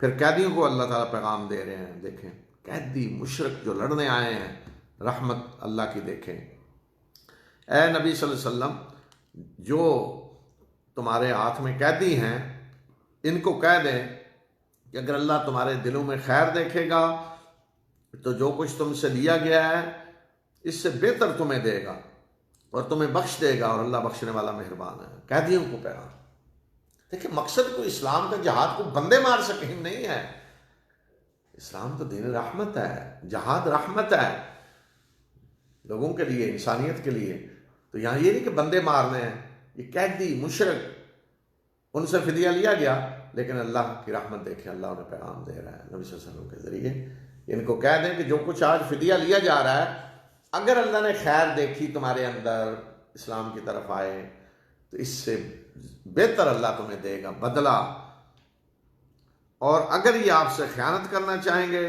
تو اس سے پہلے انہوں نے اللہ سے خیانت کی ہے اور پھر آج اللہ نے انہیں تمہارے ہاتھ میں دے دی ہے، اور اللہ جاننے والا حکیم ہے۔ اگر دوبارہ خیانت کریں گے تو پہلے بھی اللہ سے خیانت کی ہے، شرک کیا ہے۔ بے شک وہ لوگ جو ایمان لائے اور جنہوں نے ہجرت کی اور جہاد کیا اپنے مالوں اور جانوں سے اللہ کے راستے میں، اور جنہوں نے پناہ دی یعنی انصار اور مدد کی، یہ ایک دوسرے کے ولی ہیں، اور جو ایمان لائے اور جنہوں نے ہجرت نہیں کی ان سے تمہارا ولایت کا کسی قسم کا کوئی تعلق نہیں ہے یہاں تک کہ وہ ہجرت کریں، اور اگر تم سے وہ دین کے معاملے میں مدد مانگیں تو تم پہ ان کی مدد کرنا ضروری ہے، الا یہ کہ وہ مدد کسی ایسی قوم کے خلاف ہو جن کے اور تمہارے درمیان کو معاہدہ ہے، بے شک جو کچھ تم کرتے ہو اللہ اسے دیکھ رہا ہے۔ تو یہ بتایا کہ مدینہ کے اصل شہری کون ہیں جن سے تعلق ہے مسلمانوں کا ولایت کا، جو ایک شہری کا ریاست سے تعلق ہوتا ہے، کون کہ جو ایمان لائے، ہجرت کی اپنے جان و مال سے، باہر سے ہجرت کر کے آئے، اور وہ لوگ جنہوں نے انہیں پناہ دی اور مدد کی یعنی انصار، یہ ایک دوسرے کے ولی ہیں، یہ ہے شہری، ایک دوسرے کی مدد اور انہیں کرنی چاہیے ایک دوسرے کی۔ اور جو ایمان لائے ہیں لیکن ہجرت نہیں کی، مثلا مکہ میں رہ رہے ہیں تو وہ اس ریاست کے شہری نہیں ہیں، ان کی ذمہ داری مسلمانوں کے ذمہ نہیں ہے، لیکن اگر ان پہ ظلم ہو رہا ہو اور وہ مدد مانگیں، دین کے نام پہ مدد مانگیں، تو پھر مسلمانوں کو کہ تمہیں ان کی مدد کرنا ضروری ہے، لیکن اگر وہ ایسی قوم کے اندر رہ رہے ہیں جن سے تمہارا معاہدہ ہے تو پھر ان کی مدد نہیں ہوگی، یعنی یہ اس دور کے لیے بڑی اہم ہے، یعنی مسلمان کسی ایسے ملک میں رہ رہے ہیں جس سے مسلمانوں کا معاہدہ ہے، یعنی کوئی جہاں کسی ملک کا سفارت خانہ ہے تو معاہدہ ہی ہوتا ہے نا جنگ نہ کرنے کا، کہ صلح ہے، ٹھیک ہے، معاہدہ جنگ نہ کرنے کا، اور وہاں مسلمانوں پہ ظلم ہوتا ہے اور وہ دین کے نام پہ مدد مانگتے ہیں تو یہاں ان کی مدد نہیں کی جائے گی، فوج بھیج دیں گے ان سے لڑنے کے لیے، نہیں، معاہدہ ہے اس ملک سے آپ کا۔ آپ دیکھیں نا صلح حدیبیہ کا جب معاہدہ ہو گیا تو ابو جندل آئے، انہیں آنے کے ستایا جا رہا تھا، قید میں رکھا ہوا تھا، تو رسول اللہ صلی اللہ علیہ وسلم نے کہا ہم نہیں تمہاری مدد اس حالت میں کر سکتے کیونکہ معاہدہ ہے۔ تو اب یہ نہیں کہ جس جگہ بھی کوئی مسئلہ مسلمانوں کا ہے تو ان سے ٹکرا جائیں، اس قوم سے نہیں دیکھا جائے گا، آپ کا معاہدہ تو نہیں ہے وہاں، تو وہاں دوسرے طریقے اختیار کیے جائیں گے۔ آج جو طریقے ہوتے ہیں احتجاج کے، ڈپلومیسی، وہ سارے طریقے تو اختیار کیے جائیں گے، مطلب یہ کہ جنگ نہیں ان سے کی جائے گی، یا اس طریقہ مدد جو جنگ کی شکل میں ہو جس قوم سے معاہدہ ہے، جن لوگوں نے کفر کیا وہ ایک دوسرے کے ولی ہیں یعنی مددگار ہیں، اگر تم یہ کام نہیں کرو گے تو پھر زمین میں فتنہ اور بہت بڑا فساد ہوگا۔ یعنی جس طرح وہ ایک دوسرے کے مددگار ہیں تمہیں بھی ایک دوسرے کی مدد کرنی چاہیے۔ وہ لوگ جو ایمان لائے اور جنہوں نے ہجرت کی اور اللہ کے راستے میں جہاد کیا، اور وہ لوگ جنہوں نے انہیں پناہ دی اور مدد کی یعنی انصار، یہ حقیقی مومن ہیں، ان کے لیے مغفرت اور رزق کریم ہے۔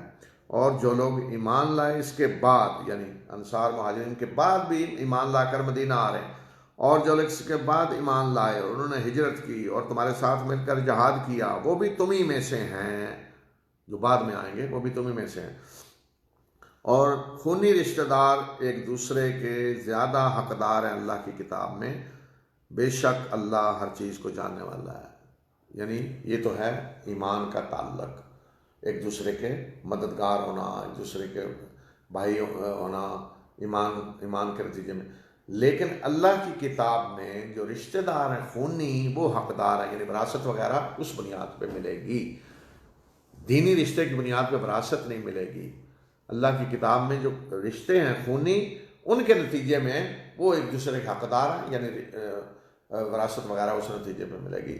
انصار اور مہاجرین میں رسول اللہ صلی اللہ علیہ وسلم نے مواخات کا نظام بنایا، ایک انصاری کو مہاجر کے ساتھ جوڑا، مہاجر کو انصاری کے ساتھ، ایک دوسرے کے بھائی ہیں، وہ بھائی بنے، لیکن یہ نہیں کہ وہ وارث بنیں گے ایک دوسرے کے، نہیں۔ یہ آیت جو ہے اس نے واضح کر دیا کہ یہ جو بھائی چارہ ہے، یہ جو اخوت ہے ایمان کی بنیاد پہ، وراثت اس کی بنیاد پہ نہیں ہوگی۔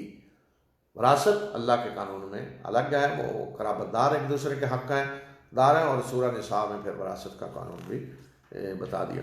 تو یہ ہے سورہ انفال، اس کو ہم نے مکمل کیا، جو جو جنگ بدر کے بعد یوم الفرقان کے بعد نازل ہوئی۔ وآخر دعوانا الحمد للہ رب العالمین۔